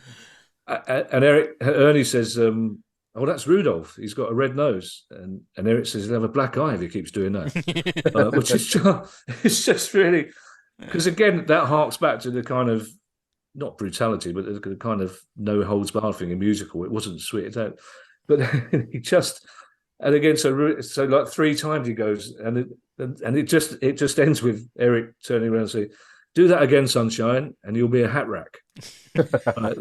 Which is it's just so simple. It's probably they filmed it, but it's just Eric does it perfectly, and you can just picture this reindeer with a cold nose shoving it up Eric's and him getting really cross, and it's the best. It's like the best art of any art. It's like a piece of music or a painting. You can't always explain. It's like saying, why is orange your favourite colour? You can't really explain. And there's some pieces of comedy you just go, I'm sorry, that just makes me laugh every time I see it. And it's because, even though I'm a middle-aged man now, the idea of somebody getting a cold nose up their bum is still it's still funny. It's just seeing 2 middle-aged men dressed as a reindeer on a terribly reproduced roof.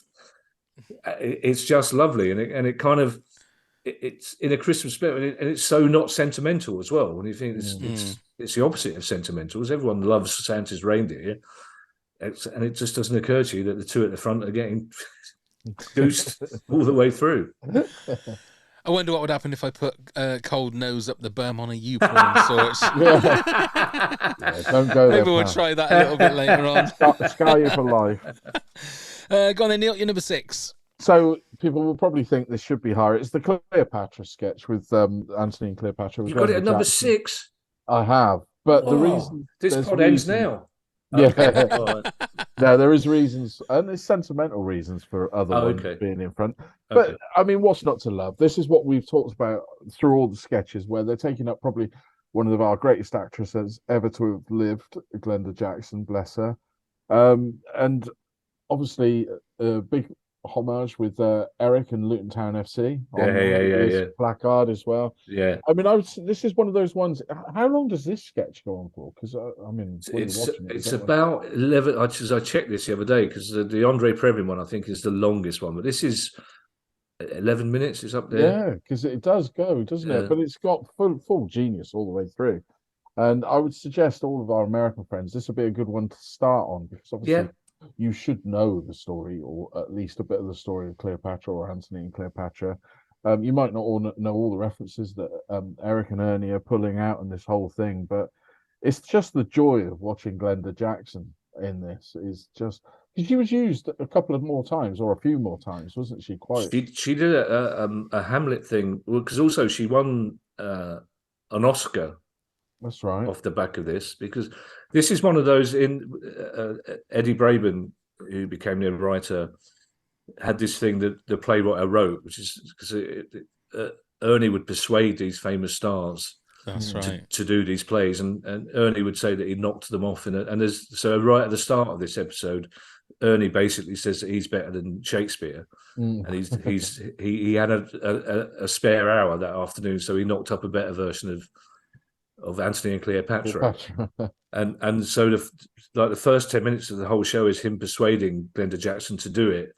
That's right. Because she clearly doesn't want to do it, which apparently had to be persuaded to do it, but because she was so brilliant in it, and I'll come on to, because for me there's 3 minutes in this which is the best British comedy ever.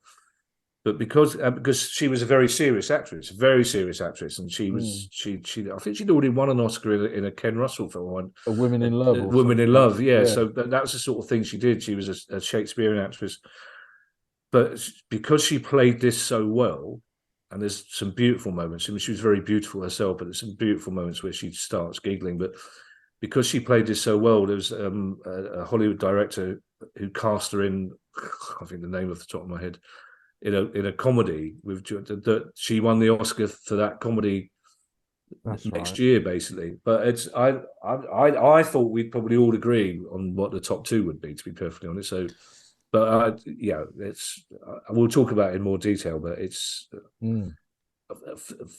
for me, I could watch it 5 times a night. I think it's brilliant. I mean, she passed away recently, but she was on this Lenny Henry sketch show thing that I mentioned recently last year, looking very ill, but she spoke about it with such affection, and she spoke about the fact that she really, what surprised her was that the rehearsal process was so rigorous, because Eric and Ernie loved to rehearse like 2 or 3 weeks before, and she said it was like proper theatrical rehearsing, which she got. But she spoke about how nervous she was when she was doing it. But again, I think this is probably about the 5th time I've used the phrase "time of her life," but she clearly is having the time of her life. Yeah, you really can see it. You can see it as well. And we'll talk about it in more detail later. But there's some great touches in it. And as you say, it's that thing. It's just the fact that Eric was a Luton Town fan. Yeah, It's like, because that's where he moved to Bedfordshire when they came down to London and started getting them. And he loved football and he loved Luton Town. Yeah. And it's just nowadays somebody would say to him, pick a better pick a bigger team, or pick a but he's Luton Town. It's very funny, and the audience appreciate the fact that he's and you've got Glenda Jackson, who probably had no idea who Luton Town were, but still, but even the simple thing we'll talk about later. But it's a brilliant choice. Wherever you've got it, it's a brilliant choice. Right, this is going to be the shining moment in this episode. I haven't got it in my top 10. What? And the reason is that I've watched a couple of bits of it and I completely forgot to put it in my top 10. Well, that's all right. That's the level of professionalism we're working at. So I think, well, it is. I think Eric and Ernie would appreciate that, to be honest. Do you think? Also, do you know what? I think it indicates as well, like I said before, this is. It'd be my number 11. I thought the Disney one was difficult. I have to say, I really did. Yeah. But this one was. I mean, narrowing it down. Literally, my first long list was 35, and narrowing it down to 15, and then getting to 10.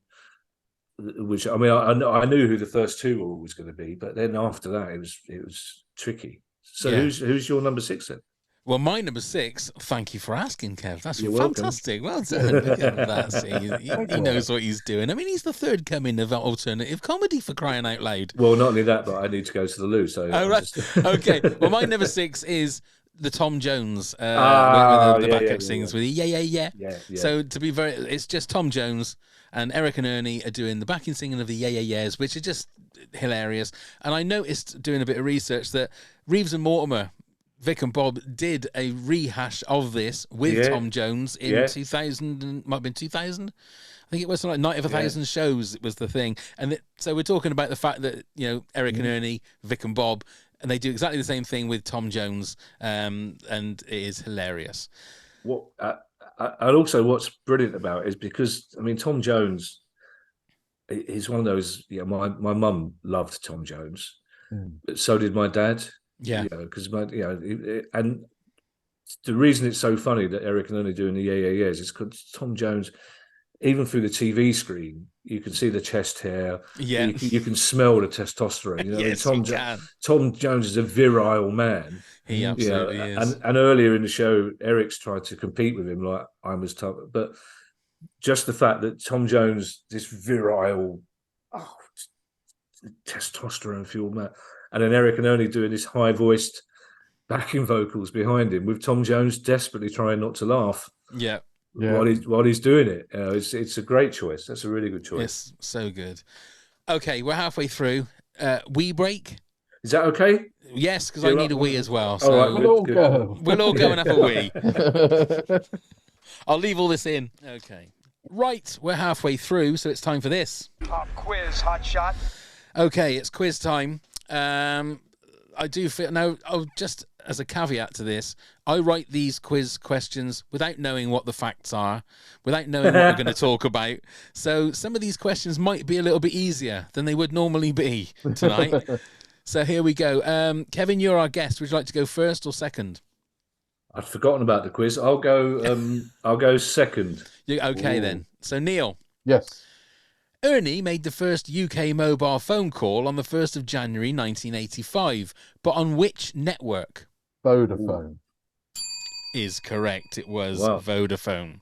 Can I tell you who made the first ever withdrawal from a automated cash point? Can I have a guess? Yeah. I think I know it as Reg well. Oh, do Barney. you? It was Reg Barney. Yeah. Yeah. So, now that came up on a radio show that me and Pav used to do, like our Yeah. own for a radio Yeah. show, and that's why I remember that we were joking about it, and then we had a bit of a on the buses resurgence. Not Yeah, not yeah, like yeah. we were watching it again, but talking about those things. Yeah, do you know reason I remembered that? Those are the days. Okay, Kevin, your first question. In 2005, whose political manifesto stated that they would make Bring Me Sunshine the new national anthem if elected? The Monster Raving Loony Party. Is correct. I don't know how you got those questions right. I really don't.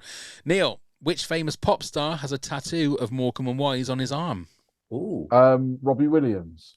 Is correct. Well Wow. done. Yeah, Good knowledge. I only realised this. I was reading an article about Robbie Williams literally a couple of days ago, and he speaks about having a Morecambe Wise tattoo. There you go. There you go. Okay, Kevin, which popular British cop show did Eric and Ernie make a guest appearance on? Do you know what? I'm glad you said that, because when I mentioned that earlier, the look you gave me indicated that I'd got that wrong. But obviously, No, the look I indicated was it on was fucking that's hell. in the quiz. I've been working out there for like 2 hours, these quiz Oh, questions. It's a great question. It's the Sweeney. It is the Sweeney. Yeah. 2-2. So, Neil, for the win, their shows attracted numerous guest stars over the years, many of whom appeared in the plays What Ernie Wrote, which 007 star desperately wanted to appear on the show, but was always held back by filming commitments. Would it have been Roger Moore? It is Roger Moore. So, I mean, you get the win there, but let's see if we can go straight through and see if we can get 100%. So it'll be 5-5. Kevin, the Beatles famously made a guest appearance on Morecambe and Wise's ATV series in 1963. Which girl group did Eric Morecambe mistake them for? The K Sisters. Is correct, yes. Neil, in the famous 1971 sketch with conductor Andre Preview, what was the piano concerto where Eric was playing all the right notes but not necessarily in the right order? What was it? What was the concerto? Yes. What was the piano concerto? I'm sniffing a gap. Oh no, I can't remember. I'm going to get that in my porn search. No,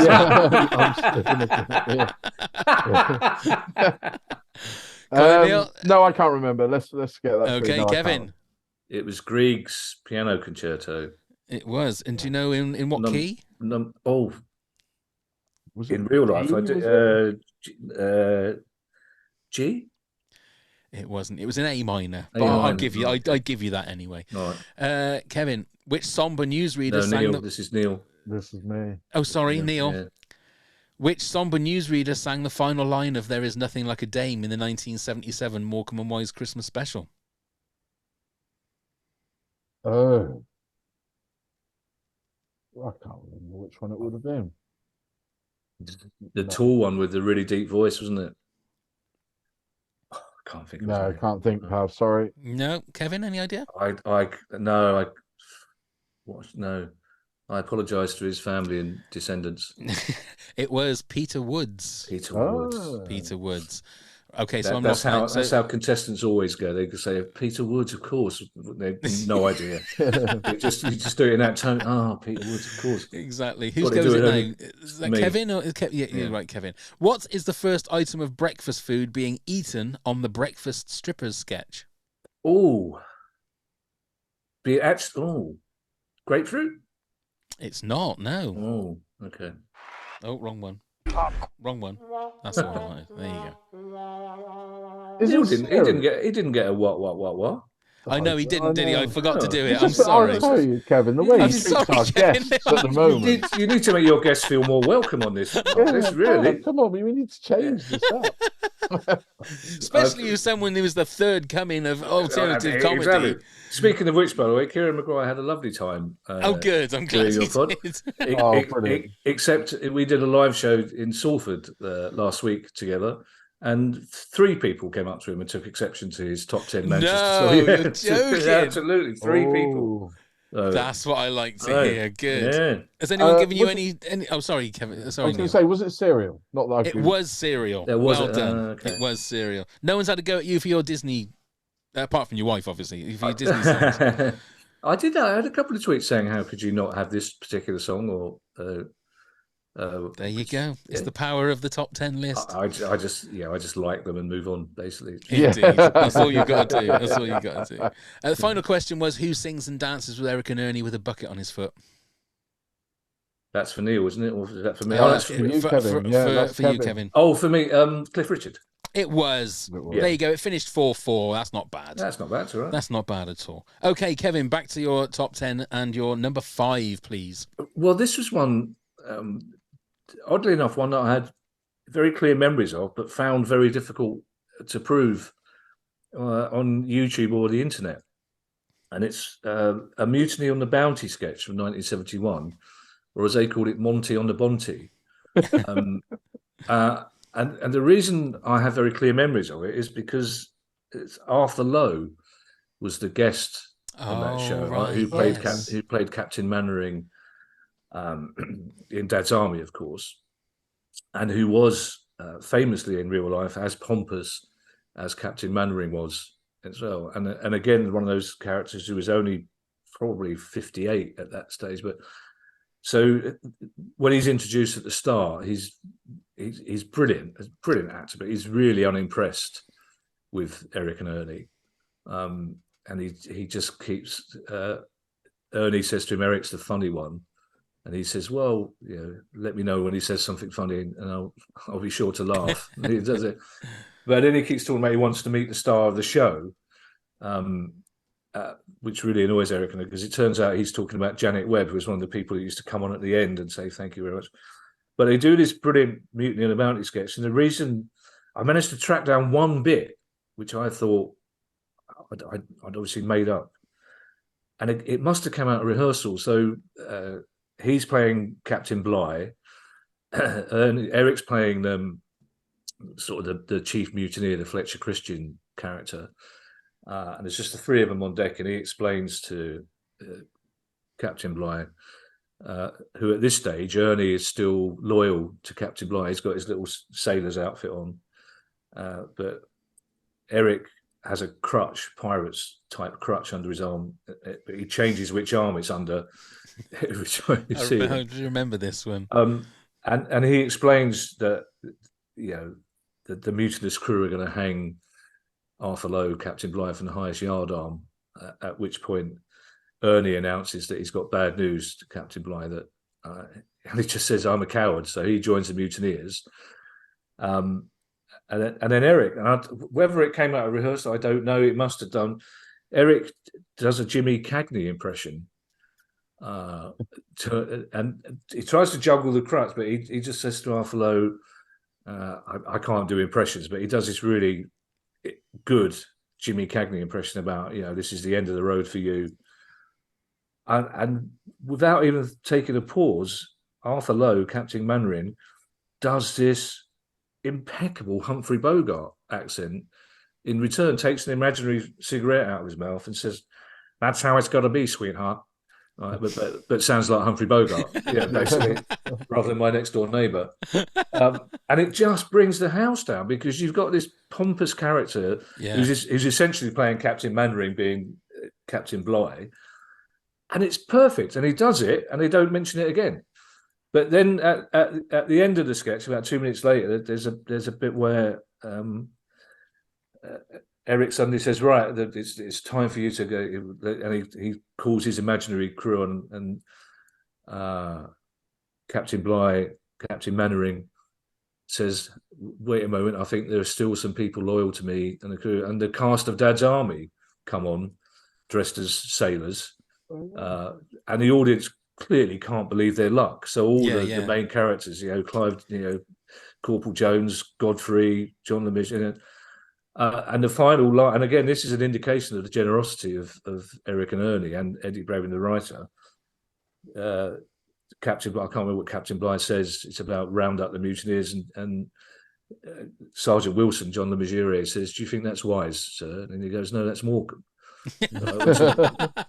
which is a great line. But you get the That is feeling good. that once Arthur Lowe had agreed to do the show, you get the feeling that Eddie Braben, the writer, had retro engineered backwards from "Do You Think That's Wise?" and come up with a sketch where he could actually end up by saying it. But again, it brings the house down because the audience can't believe these two legendary shows are together. But Eric and Ernie are perfectly happy for John Le Mesurier, Sergeant Wilson to have the final laugh because they know it's a big laugh. They don't mind who has the big laugh as long as they get it. But Arthur Lowe's acting is just fantastic in it. And it comes back to that conversation we had before about getting straight actors in who are happy to be the baseline around which the comedy happens. Yeah. That's a crossover of like Avengers proportions, isn't it? For those Yeah, for the day. a little bit. Yeah, if I've truly understood the reference, I would have said that with more sincerity. But Well, it's 1-1 now, Kevin, isn't it? It's 1-1. Touche. Okay, Neil, your number 5 was the Singing in the Rain sketch. It was. My number 5, again, most people might think that this should be a bit higher, but I'm going for the Breakfast Strippers sketch. I mean, if there's one That's my sketch, number 3. Okay. If there's, I mean, it's relevant to us. We've talked about this time and time again, haven't we, Pav? is this the most iconic Morecambe and Wise sketch? I think it is. Don't you? No, Do you not think? No. I think it's one more. Okay, It's not. But It's to not. us- it's not even in your top 10, Kevin. It's not in my top 10. No. But this is to us. I mean, we used to joke about this time and time again, and we contemplated doing this. We at the actually live did show. contemplate doing our own version, and I'm this so for a glad we live- didn't. I'm so glad I we don't didn't. know. I think it could have been quite funny, but we did. We contemplated it an honour to do this, but I think we chose the Bring Me Sunshine. I think you're instead, right, because yeah. it was a lot easier. But, It was, yeah. yeah. The reason it's not in my top 10 is because I don't. It was under rehearsed. They were short. They knew they were 6 minutes short on this particular Christmas. I mean, was it Christmas special? I believe. I believe it was. Yeah. And the producer John Ammons came up with the idea. When you watch it, you can see it's under rehearsed. The timing's off on a fair bit of it. There's also one of the very few, and I know I'm being oversensitive here, when they do the Old Man River thing with the grapefruit Negro lips, which watching it back now, I find it just, for me, it just looks like an afterthought in a way. I understand why you've got it in there, and there are some joyful bits with especially using the sausages as a kind of strippers.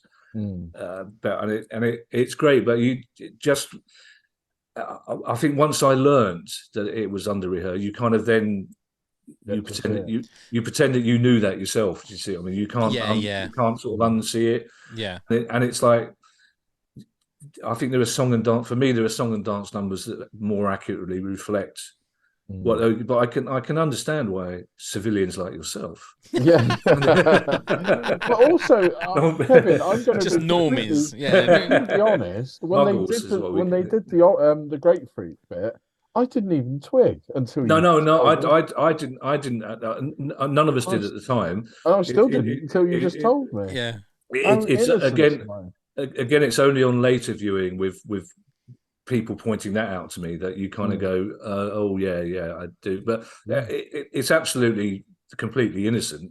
They wouldn't have made that connection, but I do understand why a lot of people really like it, and it is joyous. And there's some great jokes with the flipping the pancakes up, them not coming down. But yeah, I'm just gonna pretend that I could see all the technical issues.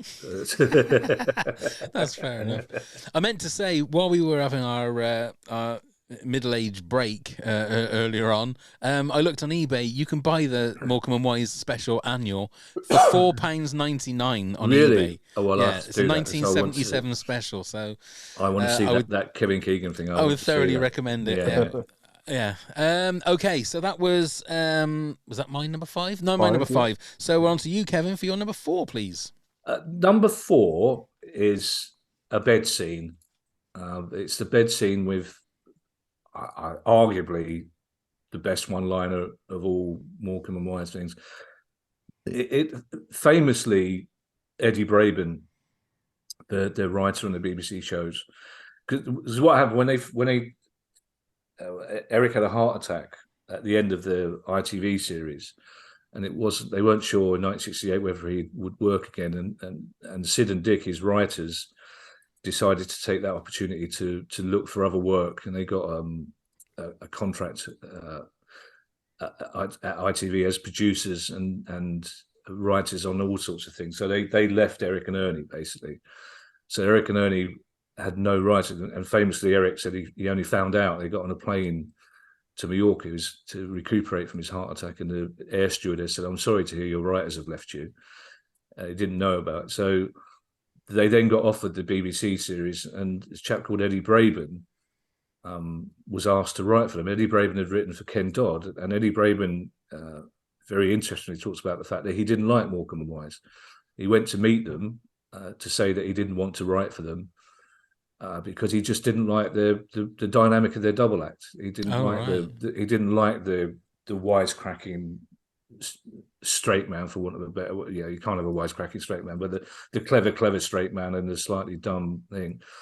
But he said they had such a long boozy lunch, and he saw the way they were with each other, and he took the job because he thought that he could replicate that relationship in the BBC series. And it probably took 2 series of the BBC for that to really, really work. And that's when what we all consider, I think, the classic of Morecambe and Wise kicked in. But he also talks about, and whether this is, he also talks about persuading Eric and Ernie to do these scenes in the bedroom. That they'd established that they were living together, and Eddie had this idea that, very innocently, that they should sleep together as well. And at the time in the early 70s, like my dad, I remember my dad once saying to me, he never slept on his own. As a kid, he shared with his brothers. Then he joined the army, and he shared with 12 others. And then he was in the Navy, and he shared with 3 others. And then he got married. So it wasn't an uncommon thing. And my Irish uncles would come over from work and would share a bed, which I know because it was my bed. I had to sleep on the sofa. So it wasn't an unusual thing. But Eric apparently worried that people would think it was effeminate or strange. And famously, Eddie had to say, well, if it's good enough for Laurel and Hardy, it's good enough for you, surely. Exactly. But Eric insisted, oddly enough, that he should be smoking a pipe most of the time in bed to make it look like there was nothing effeminate or gay in this relationship, which I don't think anybody would have thought that anyway. And that's possibly the theory that in a famous episode of Porridge, where the wives and partners visit the prisoners, and Lukewarm, played by Christopher Biggins, who's the gay prisoner, his partner visits him, and he's smoking a pipe on the bus, which apparently was Dick Clement and Neil Ferne's little dig at Morecambe and Wise, saying gay people do smoke pipes. Right.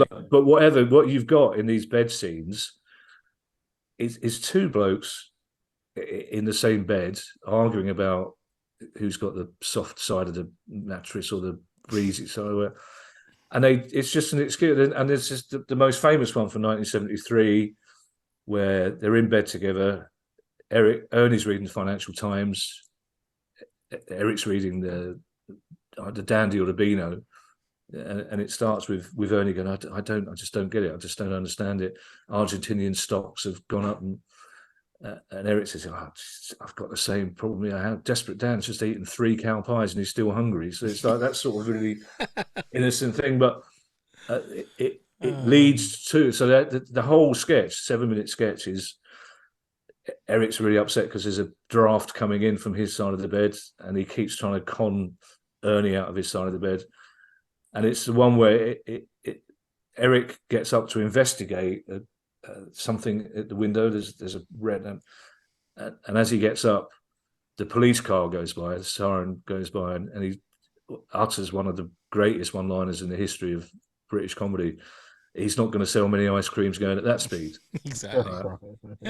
Which is such a brilliant. I mean, in any other sketch, that would be the punchline of the sketch. And by all accounts, Eric simply couldn't wait to do it. And in rehearsal, Eric kept mucking up because he was so excited about doing it.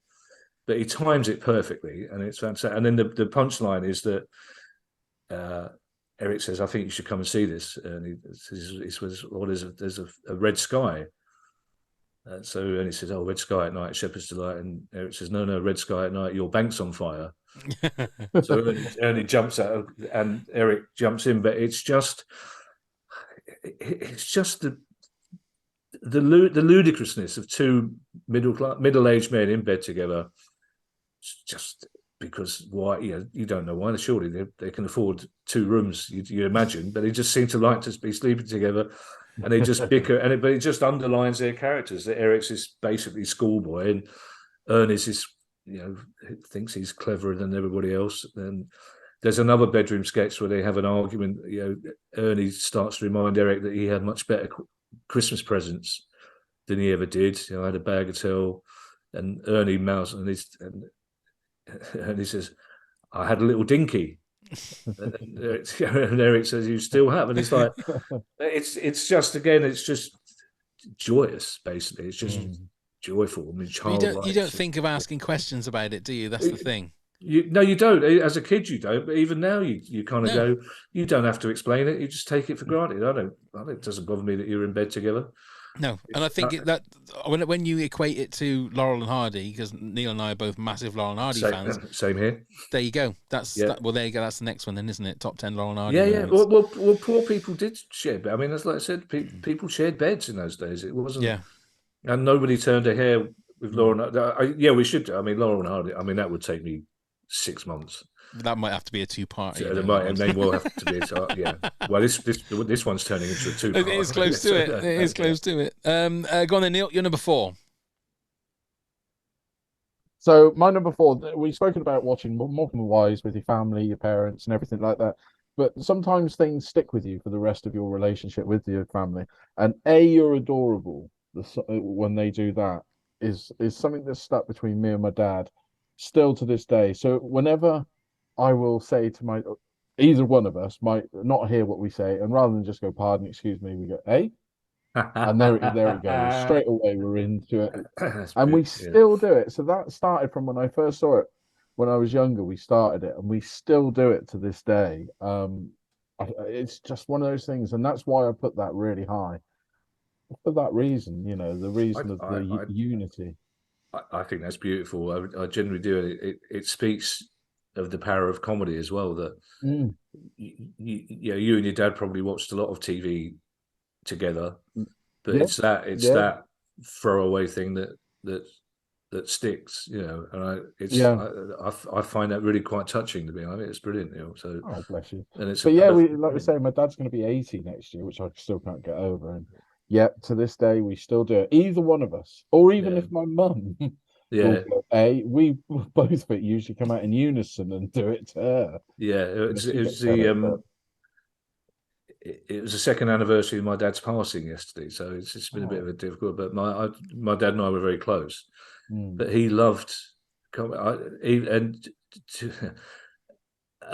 unfortunately, Benny Hill. He just loved Benny Hill. He loved Benny Hill, and every now and again, my dad would just out of nowhere go, "Why are you not crapping?" And it's like, unfortunately, he would pick some of the less right on Benny Hill things. But he just, Benny Hill made him laugh more than anything else. And it's like, he loved Morecambe and Wise. He loved Laurel and Hardy. Genuinely, my earliest memory is watching Laurel and Hardy with my dad as a kid, sitting on my dad's lap with him laughing, and it was below zero, so it was it was snowing on Laurel and Hardy, and it was snowing outside. It was Christmas, so it was like nice. And my son Ed loves Laurel and Hardy as much as I do. I think it's Morecambe and Wise. There's a certain, it's like Ali will watch Morecambe and Wise, me and Ed, but there's a certain maleness, there's a certain silliness. I think that because men are more childish anyway. It's the same with Laurel and Hardy. I think this is a sweeping generalisation. I know lots of women who love Laurel and Hardy, but I think it's more of a Laurel and Hardy.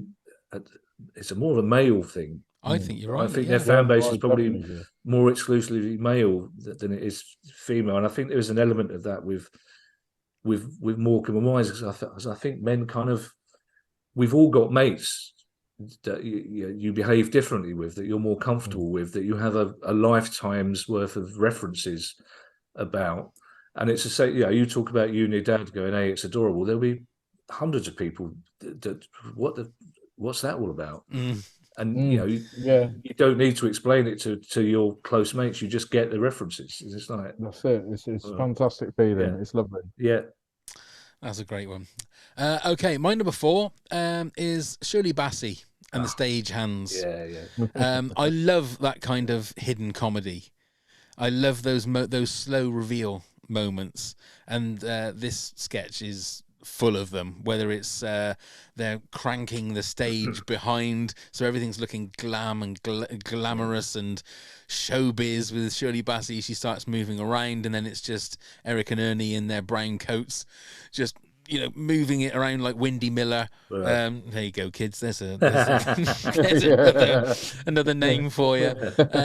And also to the point that they have to give her one of their boots as she's walking down the stage. It's just a great sketch. Yeah, I would have chosen that. I've chosen something similar for number 3, but it's one of those where you wonder how Shirley Bassey's agent explained it to her. Exactly. Or whether they just said, look, Morecambe and Wise want you. She just goes, yeah, great, fine. And then and then they explain it to her, because again, she's such a beautiful woman, such a brilliant singer, happily agreeing to end up wearing a pair of bother boots essentially at the end, and she's trying to sing all the way through it, gamely trying to sing all the way through it. Because any other show they would have just said, "Yeah, we want you to come on, sing. We'll pay you £1,000, whatever." Here they're going, the stairs are going to fall apart. You're going to lose your step. It's like, it's great. Yeah, it's fantastic. It is. Okay then, so Kevin, what is that number 3? Well, it's an almost identical, but I could have chosen the Shirley Bassey one, but I chose the Penelope Keith one from '77. And Penelope Keith was the star of The Good Life. She played the very posh character in The Good Life. I found her really sexy then, and I find her really sexy now. But she was a very aloof character, and she ends up in a sketch. They do this Cyrano de Bergerac sketch, and there's a great line. I can't remember what character Ernie's playing, and he says, "What would it take for you to kiss me?" And she says, "Chloroform." But she does it perfectly. But so she comes on at the start, and one of the genius things that Eddie Braben did is that if you watch the ITV shows, Eric and Ernie are on the floor. They're just on the studio floor.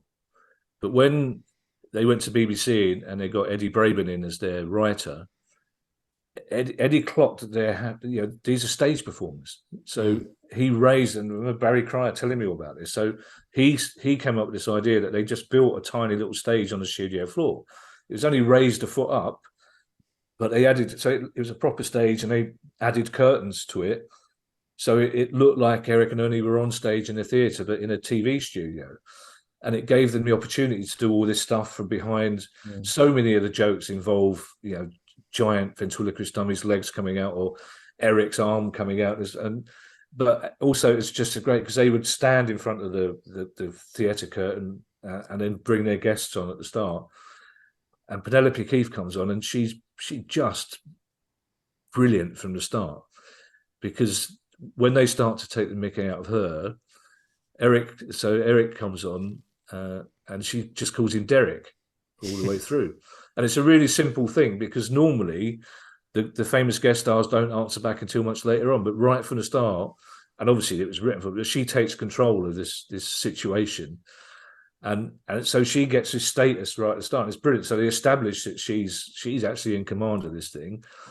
And then there's 5 minutes of Eric and Ernie stuff, and then it cuts to this wonderful Hollywood style curtain thing, this huge, great sweeping staircase. Eric and Ernie are in the top hat and tails, and Penelope Keith is in this thing because she's only agreed to do the show if she can do a big Hollywood number. And so they do it. It's great, and the music's playing, and they sweep down the stairs, and then suddenly it's revealed that the stairs only go halfway. So the rest of the stairs are gone. So there's a 10-foot drop. All you can see is the scaffolding. Yeah. And Eric just goes. So Eric and Ernie just sort of go to the side. There's a little bit of muttering and mumbling. So, and she just says, "I've got vertigo," And Eric says, well, what's your stomach got to do with anything? She says, no, I'm scared. I'm scared of heights. And they go, well, there's no other way down. And of course there is in real life. If somebody would just help, but you just buy into the fact that they're stuck on the top of the staircase. Yeah.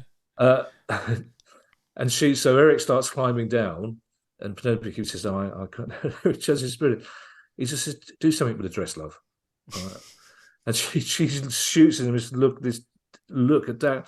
But then it's just this brilliant 3-minute slapstick thing where they're trying to retain her dignity. So she like hoists her dress up, right, and puts this takes her head down, and they're just trying to get her down from this, and they're aware that she's a dignified lady, and she's just, and it ends. Eric's beautifully timed, because Eric just sort of goes to wipe his brow, knocks his top hat off, and then as they get her down, her stiletto goes through Eric's top hat. That's right. But then instead of just stopping and they just carry on with the number. So the music starts again. So her hair's down all over the place. Eric puts his top hat on, and it's got her shoe stuck in the top hat, and they just carry on the number as though nothing had happened. It's just again, I'm using that word joyful, but it's just the brilliant way they use the guest stars. And the Shirley Bassey thing is exactly the same. The brilliant way they get these huge people that we love, who are happy to play against character. But it's just great that every now and again they bring somebody on like Penelope Keith who goes, no, I want to be the boss in this one. And they go, fine, great, because that works, because they get to the essence of what their character is. It's lovely. I love it. And there's definitely something about Penelope Keith as well. I don't know what it is. It's like, I know traditionally men of our age at that time would have found Felicity Kendall very attractive, but for me it was Penelope. There's something about the sternness of Penelope Keith. Yeah, and it's one of the for me, I wasn't a huge fan of The Good Life, I have to say, because I understand what the young ones are saying about it being quite twee and very middle class. But the episode, and it's a Christmas episode where they're playing charades, and Penelope Keith gets drunk and starts getting really flirty and inappropriate. Oh, right. It's just fantastic. She starts to come out of herself and starts, and she starts to realise that she's being flirted with, and she starts coming out with this double entendre. And it's like, I remember as a kid thinking, "Oh my God, I wish my mum and dad weren't in the room." But Morecambe and Wise and Eddie Braben were brilliant at just picking the thing out. It's like the Elton John one. It's like, Elton John's really cool, so they just find loads of ways of making Elton John not cool. At one stage, they have Elton John travelling around a building, and it's one of the few times they use sort of non-studio bits. He's travelling around a building trying to find his dressing room, and he opens one door, and Arthur Lowe's in there for no apparent reason. There's Captain Mannering character who just goes, "Who are you?" So it's all this time Elton John, who comes on as this big flash, I'm the king of rock and roll. They spend 40 minutes just undermining him completely until at the end he gets his big number. But it's like they clearly sat down and worked with the stars and said how far they were prepared to go. Yeah. But as you mentioned before, Pav, it was a great honour for these people to be asked to do Morecambe and Wise. Yeah. Yeah. That's got to be a tick off the box, yeah, isn't absolutely, it? Absolutely. On the list, yeah. Okay, then, Neil, your number 3 was Breakfast Strippers. Yep. Yeah. My number 3 is the tap dance routine. So you have, I don't know how many dances there are. There's about 12 of them in the end, isn't there? 12 in the end, but Eric and Ernie are on the ends, basically, to start with. So you can just about see them. They're both being covered by the side curtains, and then every time they go and do a bit of a dance routine, they're getting caught and they're getting stuck in between the other dancers, and that ends up with a little bit of a fisticuffs. Yeah. The timing on it is just fantastic, and just the way that they get into it looks like they're about to have their big moment of doing some kind of tap dancing, and then the rest of them sort of start moving in front of them or moving their hats so that you can't quite see their faces. It's just great. It's about 2 or 3 minutes long, but and they're all younger, and because it starts with Eric and Ernie together. That's right. And then this chorus line come on. I think it's 6 on each side, and they're all younger and taller than Eric and Ernie, and very good looking. And Well, don't they? I think they go to the side and then like 2 or 3 join, don't they? And then they move along. And each time, so it ends up with 12. Yeah, absolutely. So it ends up like a whole ensemble of them. But yeah, it's such a good one. But I mean, that must have taken a week to rehearse the choreography. Easily, because they got the time in perfection. But again, the joy of it, I can't stop using that word, is the fact that the dance captain had obviously said to them, you can't laugh. It's really important that you can't laugh. But it's clearly so difficult for them not to laugh, especially when Eric's getting really cross with it, threatening one of them at the end with the cane. It's like, well, can they start rolling around the floor and everything, don't they? But, yeah, it's such a good one. It's such a good one. That is on YouTube, so that'll go on the Patreon video playlist.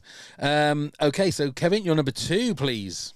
Number 2, I think a lot of people would say this is the most iconic Eric and Ernie sketch, and the one that most people can quote from. It's the Andre Preview one, the Andre Previn one, from 1973. Andre Previn at the time was one of the most famous people in the world. Yeah. He was a conductor, but he was American. I can't remember his European background, but he was and he was going out with Mia Farrow.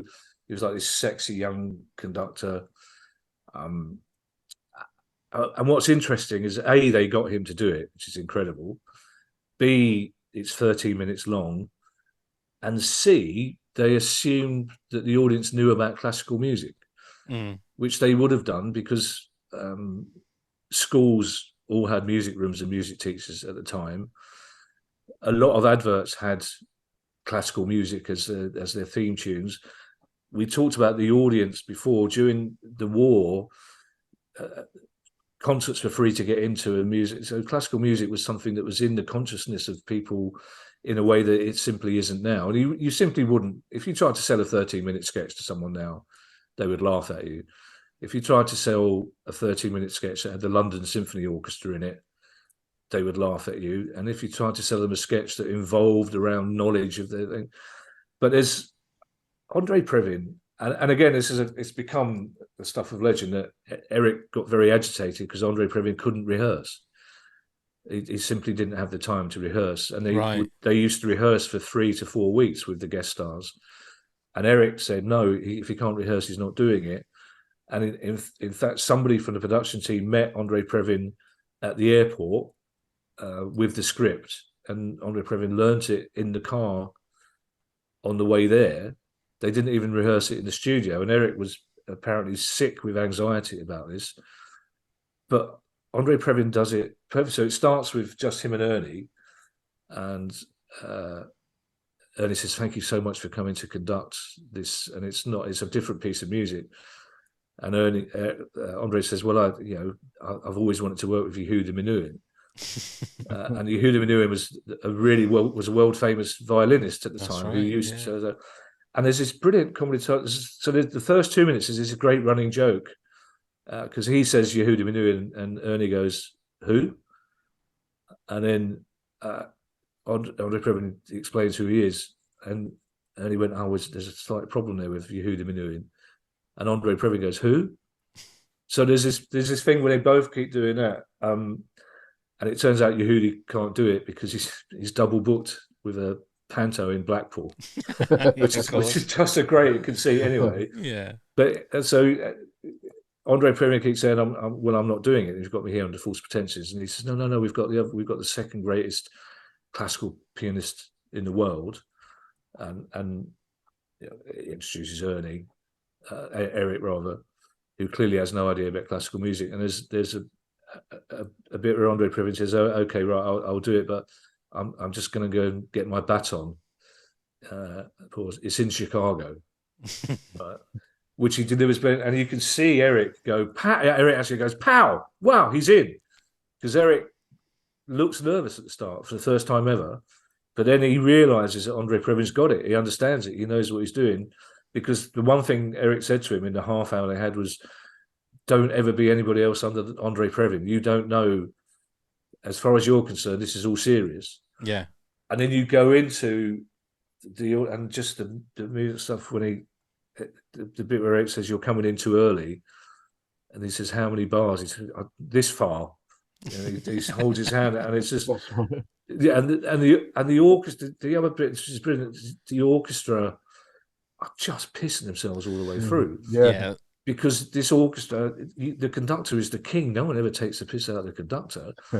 So not only is it a conductor, it's Andre Previn. They're taking the piss out of Andre Previn. And they love it. And then of course you've got the greatest. You're playing all the wrong notes. Yeah. And there's just a brilliant reaction from Ernie, because Ernie just goes. Ernie buys into it that you've insulted the greatest, and the classic. I'm playing all the right notes, but not necessarily in the right order. Which my father-in-law, who was a Methodist minister, God rest his soul, I loved him to bits, but he's quite a serious man. It goes with the job. But if ever he was stressed or annoyed after a long day vicaring, you would just put him down in front, because he loved it. He loved that piece of music. And you talk about your dad and it's adorable.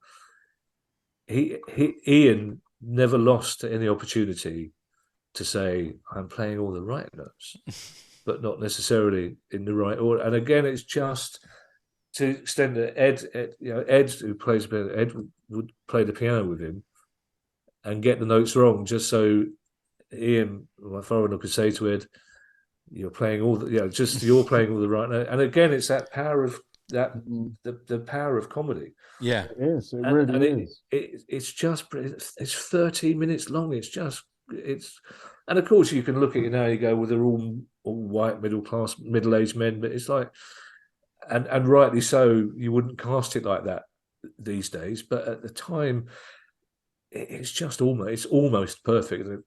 If it wasn't for the fact that my number one choice, I think, is perfect, then this would be, But I know for a lot of people, this is the people who have never seen Morecambe and Wise will say, I'm playing all the right notes, but not necessarily in the right. And the fact that he grabs Yehuda Minu, he grabs Andre Previn. And then nose to nose. Nose to nose. And Andre Previn is just straight faces it, just deadpans it out completely. Yeah. It's brilliant. If you didn't know, you'd think that Andre Previn was a comedy actor or had that 6 weeks rehearsal. So it's really incredible given the circumstances. But that one moment when Eric goes, pow, he's in, he's got it, is wonderful. It's great. And I think it's Ernie's finest moment as well, because Ernie trying to broker his way between Eric and Andre Preview, and the fact that it's never not the 15th time they say Mr. Preview, it's just really funny. And then of course, again, cut to the start of next year's Christmas special, which the first scene is Andre Previn, bus conductor, and it pans out. Yes, I was on the Morecambe and Wise show once. This is what happens to me. He presses the bell. I forgot about that.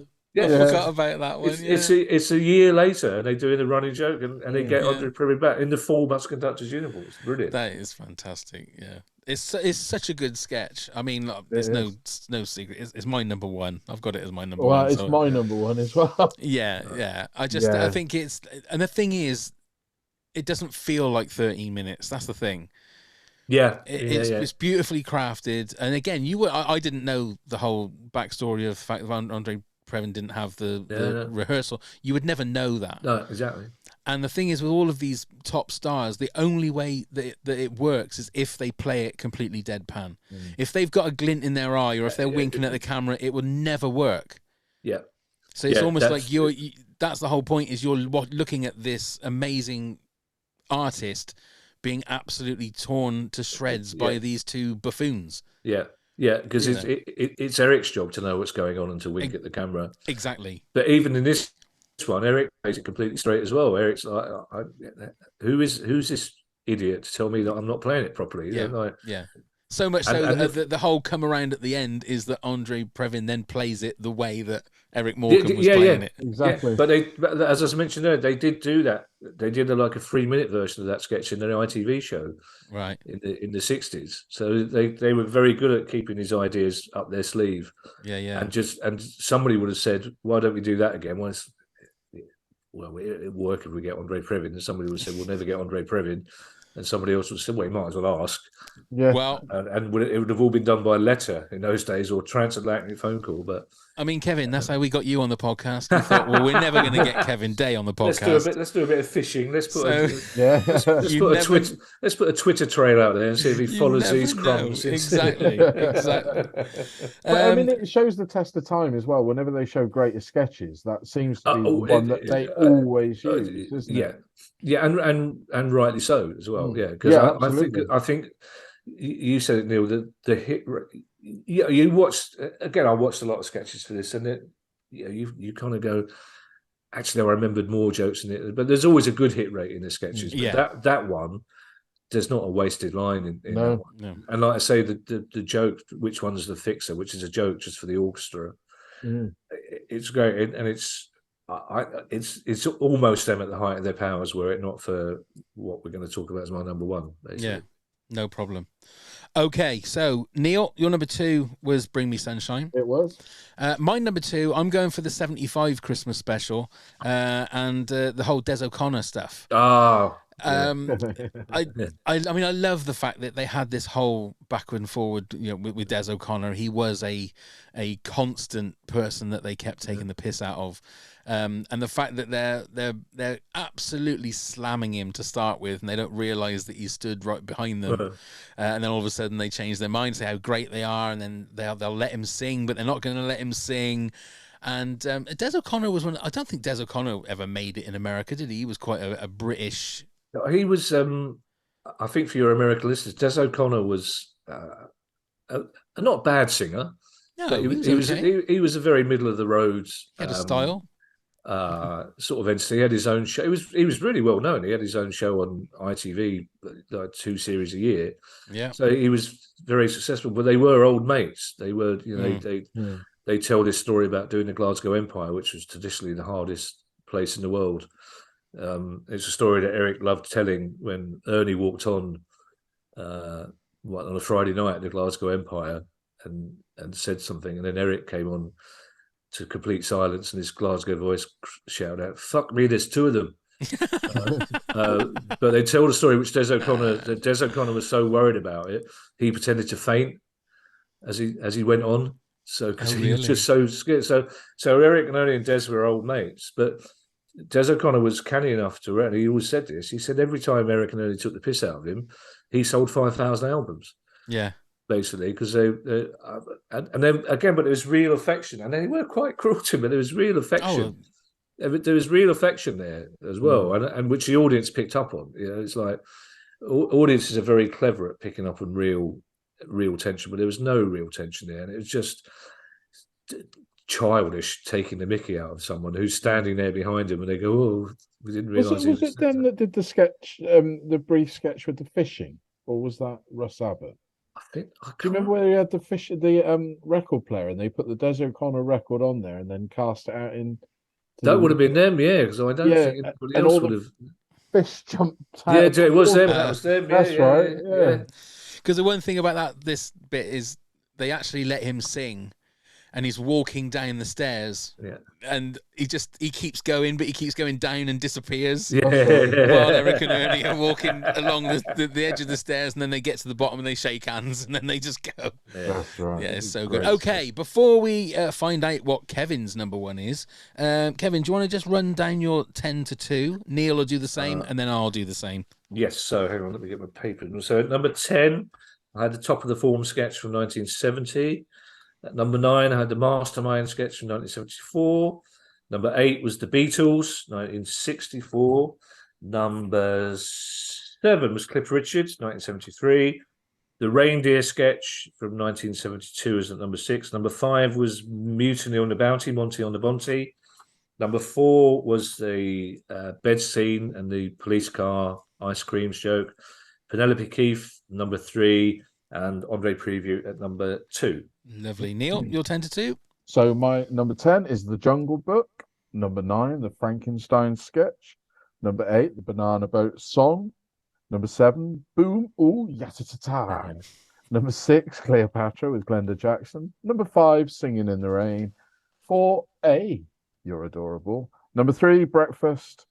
and the dance routine. And number 2, Bring Me Sunshine. Lovely. And mine is number 10, Bring Me Sunshine. Number 9, Singing in the Rain. 8, There Is Nothing Like a Dame. 7, The Bag Trick. 6, Tom Jones Backup. 5, The Breakfast Strippers. 4, Shirley Bass's Stagehands. 3, The Tap Dance Routine. And at number 2, Des O'Connor's 75 Christmas Special. So, Kevin, what is your number 1 Morecambe and Wise sketch stroke moment? I think most people listening would have realised by now what it's going to be. And it's from 1972. It's Glenda Jackson in the Antony and Cleopatra, which I think there's a 3 minutes stretch in this sketch, which I would. It sounds a bit pretentious to say represents for me the high watermark of British comedy, but I think is probably, if you had to choose a moment that was the best British comedy ever, and that's the highest of praise, it would be for that. It's just, and it's really interesting as well because it's the famous line, "All men are fools, and what makes them so is having beauty like what I have got," which because they set it up at the start of the thing in the living room. Glenda Jackson comes in and is quite the reason, and they explain that they've Ernie's rewritten Antony and Cleopatra because Shakespeare didn't do a particularly good job, and it all leads. So they're kind of rehearsing her, and Ernie reads this line out, and she's just horrified by this. Like, it's clearly the worst line, and she tries to phone her agent. So, but what people forget is actually the first thing Glenda Jackson says in the sketch. She comes on with her assistant, a female servant, and literally says, "All men are fools, and what makes them so is having beauty like what I have got." And it gets half a laugh, and you think, okay, that's that dealt with. And then Ernie plays her erstwhile wooer, and his her servant says, I can't remember what character it was, but he's Octavian, I think. He's here to see you. He loves you terribly. She says, "Yeah, I know. I found that out last night." Which is like, and then so, and it's got every sort of Egyptian stereotype you like. And she says, I think we're being watched. And he says, "No, you're being paranoid." So they open the curtains, and there's Eric as the face of the Sphinx looking through the window, which is a really funny visual gag. And then Eric comes in and says, "I have a meet." It's a line that makes me laugh every time. I've got a message for you from Julius and Caesar. And she says, "Julius and Caesar?" And he says, "Yes, he's had an accident with his sword," which is just a great. But it's just full of great. And there's one bit. It's the way she does it. There's one bit where. So it all leads up. So Ern's trying to find out. Eric's trying to find out what's happening between Cleopatra and Ern. So he pretends. She says, like, "Leave me alone with him. I'll find out." And she's flirting with Eric. And there's a line. She's just so disgusted with herself for having to say it because it's such terrible. She says to Eric, "Are you okay? Your heart is pounding like a whippet in a bowler hat," which is just. It's the way she delivers it, knowing it's a terrible line, but knowing it's also it's meant to be Antony and Cleopatra, and she's talking about a whippet in a bowler hat. And then of course you've got the classic 3 minutes where she and Ernie, she calls Ernie over and says, like, we have to deal with this. Just leave me alone with him because he's got. And meanwhile Eric is with the bust, the head. And the head starts looking from one to the other, and then she does the line again. "All men are fools, and what makes them so is having beauty like what I have got." And I think it's probably, I love Shakespeare. I've been to see a lot of. I think it's probably the most perfect delivery of any line in any comedy sketch ever. It's the way the contempt with which she delivers it, but then. 15 seconds later, she's trying so hard not to laugh, and Eric's trying so hard to make her laugh, and it's just a beautiful. I'm trying to think of another word for joyous because I keep using it, but you can see her, and you can almost see every all these thoughts going, I'm a serious actress. This is what's happened, but then she can't stop herself. And Eric wins, and she starts laughing. But it's got all sorts of other silly jokes. Like they go into the sand dance, the Wilson, Keppel and Betty thing that you mentioned early on. Eric's slippers, his curly slippers uncurl when she kisses him, and there's like for me, it's just everything Morecambe and Wise comes together in that sketch. The cleverness of the writing, the silliness of the physical jokes, the sheer enjoyment they're having, the looks to camera, the references to football, the fact that for some reason he's got a Busby hat on, a 19th century cavalry the fact that you've got this wonderful actress who's just gritting her teeth and getting through it. I can watch it 5 times a night. If it's wonderful for me. I can't see why anybody wouldn't love it. I remember the first time I was showing it to Ed, and him just 7 or 8, him just getting it and understanding it, and it's just. And I've fell in love. I've been in love with Glenda Jackson for the rest of my life because of that. Because she just gives herself up to it, and she turns up again on other things where Eric rewrites Hamlet and tries to get about to do the to be or not to do speech, and it's like I'm almost getting emotional, but it's just like it's just for me it represents something very special in British comedy because it encapsulates so many elements of British comedy that have gone before it, and I can understand why an American or a Dutch person wouldn't get it. Because it is peculiarly English. It's very English, but there is an English legacy of humour. And for me, that just, it takes 100 years of English humour that has gone before it. It takes everything that Eric and Ernie loved about musical, about slapstick, about film, and it just puts it all together in one perfect 12-minute package. Do you get emotional because... Going back to, I'm going to put in a Marvelism here. The Marvel, the multiverse timeline. You are on that comedy timeline. So is that one reason that it makes you emotional? Because you are. It starts with Morecambe and Wise, but as it goes through, you're on that particular timeline. Is that one reason it makes you emotional? Do you know what? That's a really good question. And I'm not implying that you haven't asked really good questions before, but that is generally a really good. One a podcast is good for me. That's fine. I'm exceptionally proud of being a comedian and being part.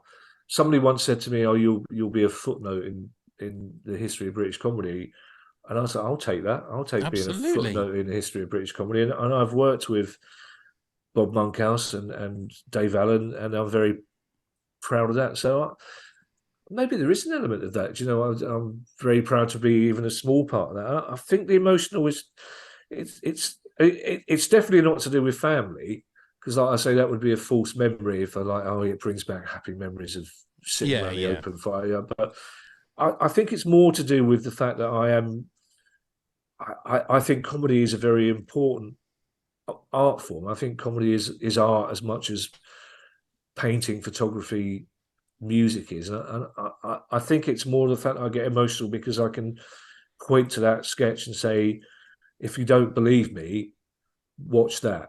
Yeah. And I think it's because for me, making people laugh is a very noble profession. And I genuinely believe that you can talk about any subject, no matter how serious, as long as you make it funny. And you know, when people go into theatres or comedy, it says comedy outside, so your duty is to make people laugh. And I think making people laugh is a noble calling. And I love making people laugh. And sometimes, Simon Mayo once said to me, you need to get away from the tyranny of laughter. You're an intelligent person, you can talk about stuff, but you need to stop looking for the punchline. Sometimes it's enough to say something that's interesting, but it's very difficult because you want to make people laugh because it's the only way you validate yourself. And Eric and Ernie, all they wanted to do was make people laugh. And for me, that's a really important thing. And for me, I mean, God forbid I should have anywhere near as much talent as those two had, but there is something about them where, like I say, all these important elements of English, and it's English. It's not even British, really, because Scottish humour, Irish humour, Welsh humour is different. It's English working class comedy, and it all comes together in that moment. And I'm very proud that later on I became part of English working class comedy as well. But that is an interesting question, and one I will give thought to, definitely. So. And talking personally, we're obviously a different level from yourself.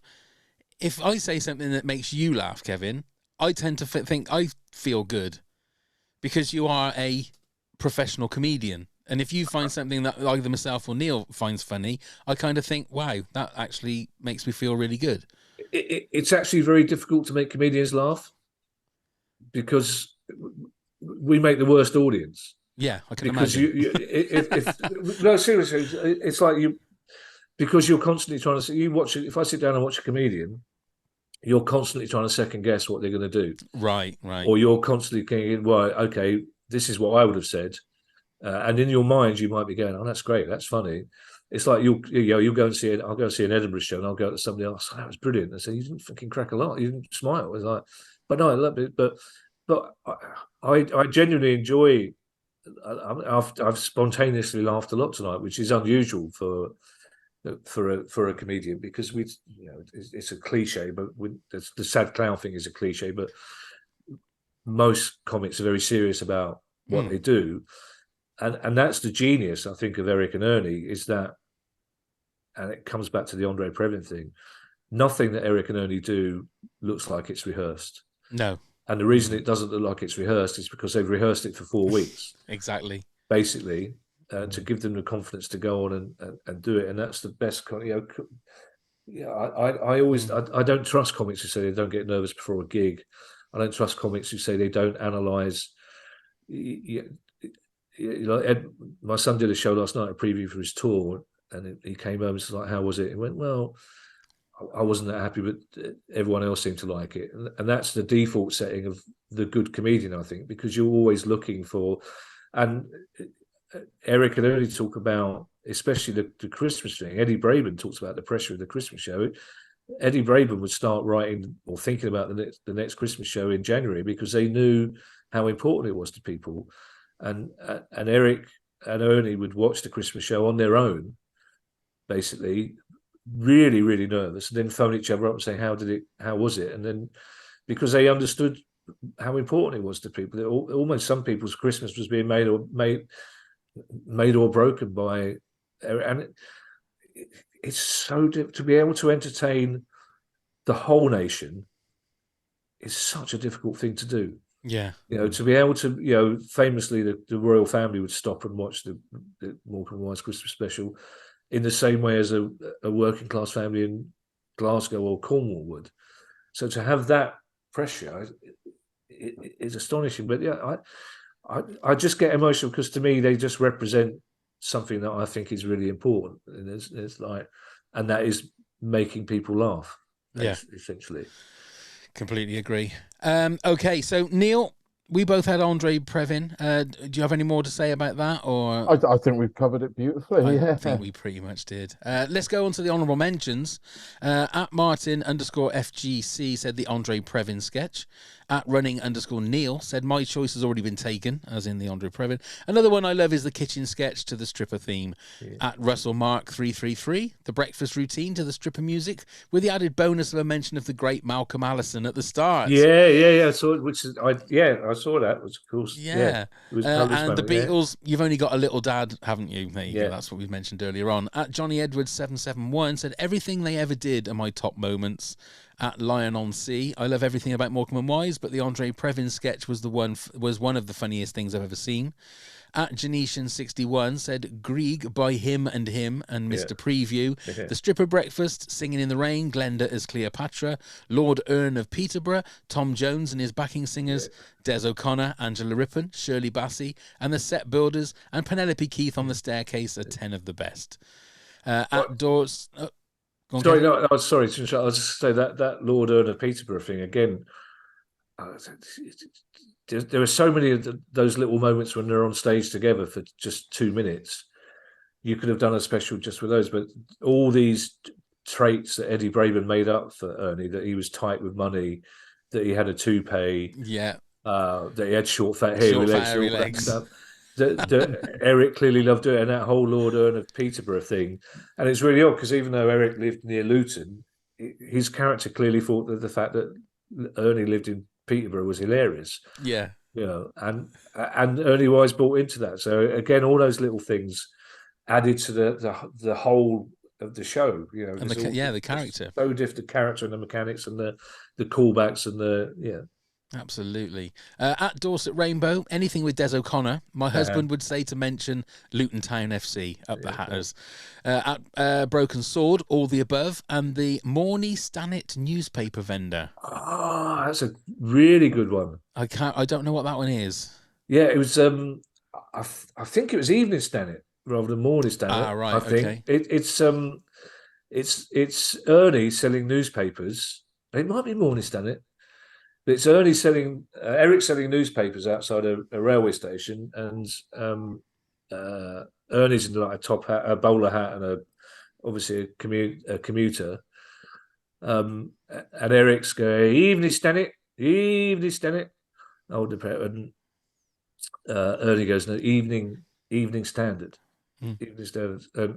So over the course of 2 minutes, he teaches Eric to say it correctly, and ends up with Eric going, "Evening standard, evening standard." Ernie goes, "There you are." And as Ernie walks off, Eric holds the paper up, and it's called the Evening Standard. Right. So it's a really good. I think it seems that way. It might be, but that's a really good choice. That's a great choice. There you go. I hadn't really seen that good one. choice. Okay. Phil James says he's not going to sell many ice creams going at that speed. Who needs a whole sketch when you have that perfect delivery of one line? Mary Walker James said, "I had a little dinky once." You still have. Yeah. Paul Osgood with Andre Previn playing all the right notes, not necessarily in the right order. Mark Kempner, Eric, they all say that. I'm not quite sure what that one is. That's one of Eric's stock things. Yeah, very good. Adrian Marsh, there's so many. The Kitchen Breakfast, the Newsreaders Dance, Andre Previn, Shirley Bass's song, Singing in the Rain. Definitely one act I wish I'd gotten to see live. And Laura Bourne, the breakfast sketch to the stripper is surely the most iconic. I've seen it a million times, but still always laugh. Yeah. I live near Croydon, Fairfield Halls, and there's one of the few records of their live gigs is like a 5 minute. Somebody filmed it with a cine camera, then performing at Fairfield Halls, which is brilliant. But the first time I performed there, one of the stewards got talking to him. He was a steward that night at that gig, and he just said, "I can't begin to explain to you how." He said just the hubbub in the audience before the show started. And he said it's just amazing. So they did about 4 encores in the audience. He said just the love and the affection. But I also remember I did a show about 15 years ago in studios in Southampton. I can't remember the show. I've done a lot of terrible mortgage paying stuff in the past. But I did this particular show, and I was rehearsing something, and one of the cameramen just went, because this is what camera crew are like, basically. They're like football groundsmen, bass players, football groundsmen, camera crew, just grumpy bloody. He just said to me, "You won't make me laugh, mate. I filmed Morecambe and Wise." Oh, so right. I went, "So are you saying I'm as funny as Morecambe and Wise?" He went, No, I'm saying the opposite." So it's just that people, and those responses you've read out there, people use Morecambe and Wise as a standard to compare. Yeah, they really do. Yeah, other people too, actually. Absolutely do. Well, there you go. We've done it. This will be the end of part 2 of the Morecambe and Wise top 10. Yeah. Yeah, we've done it. So... That's your way of saying I spoke too much again. No. No, it's been honestly, Kevin. it means that we get an extra episode out of it, which is great. I love it. Yeah, it's been fascinating. That's the thing is we get to. I mean, there's stuff that we found out tonight that I would never have known. I've never have known stuff that you've heard from Barry Cryer and legends like that. So, and you're also, like I say, you're on that timeline of British comedy. So it's a great privilege for us to be able to talk to you about these kind of things. It's one of the only times I saw Barry Cryer upset. I loved Barry. I was so upset to hear his part. He was just so generous and so supportive. But there was a TV drama a few years back about Eddie Braben and Morecambe and Wise. Basically, I think Stephen Tonkinson played Eddie Braben. He was very good, but Barry got really upset because they showed a scene famously when Eric had his first heart attack. And he went, I think it was might have been the first BBC. So Eric realised that the audience might be a bit worried about his health. So when they went on, when they got introduced, Eric just went, "Keep going, you fool," which is like got a big laugh. But Barry was the warm-up man. Barry did the warm-up, I'd say, for most of their BBC shows. And on this drama show, Eric decides to go on and say that to the audience because the warm-up man, who they don't name as Barry, the warm-up man is dying on his arse. And Eric and Ernie are going, "This is terrible. We can't, we have to do something about this." And Barry was really upset because he was a valued member of the Morecambe and Wise team and never died on his arse. And he took that as a real slur. I can imagine on his thing. But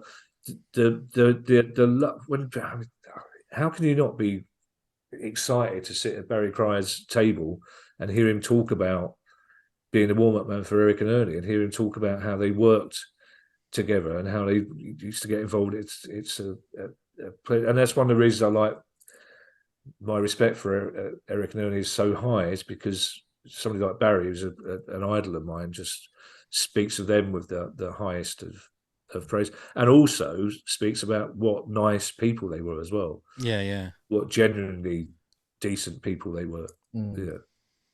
Well, fantastic. Talking of genuinely decent and nice people, Kevin.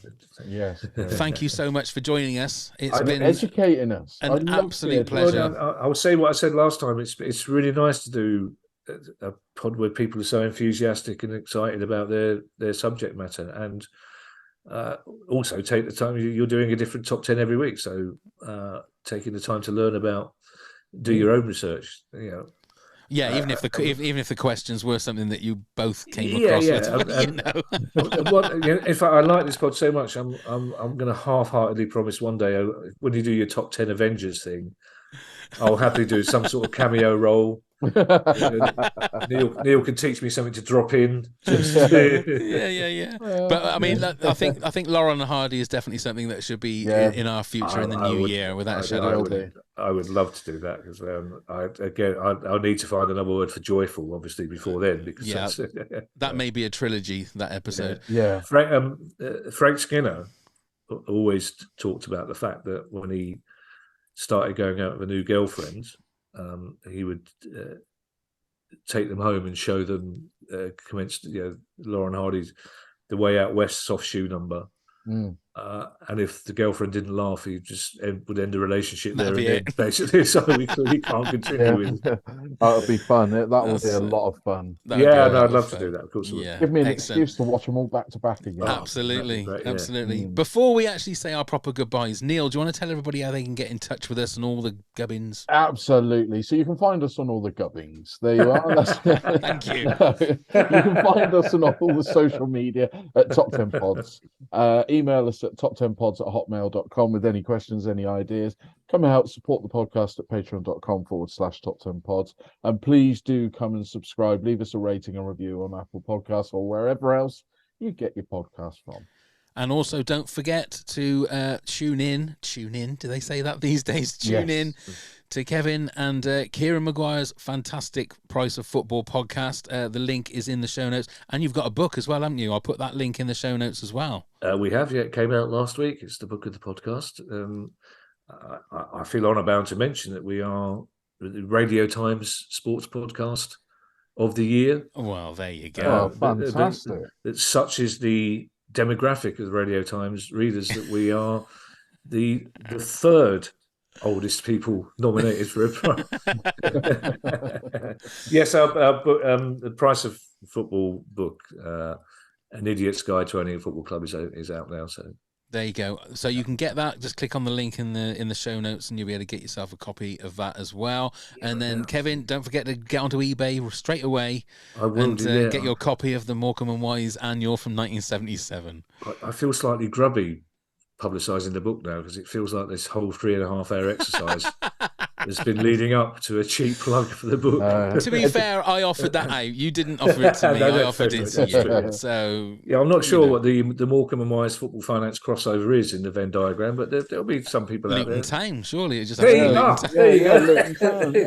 There you go. What a note to end on. What a note to end on. So there you go, everybody. Oh, before we do go, I just have to say a big welcome to Paul Duffus and Shannon Barrett, our new 2 Patreon top heads. So thank you, Paul, and thank you, Shannon, for your support. Yes. You literally keep the lights on, so thank you ever so much for your support.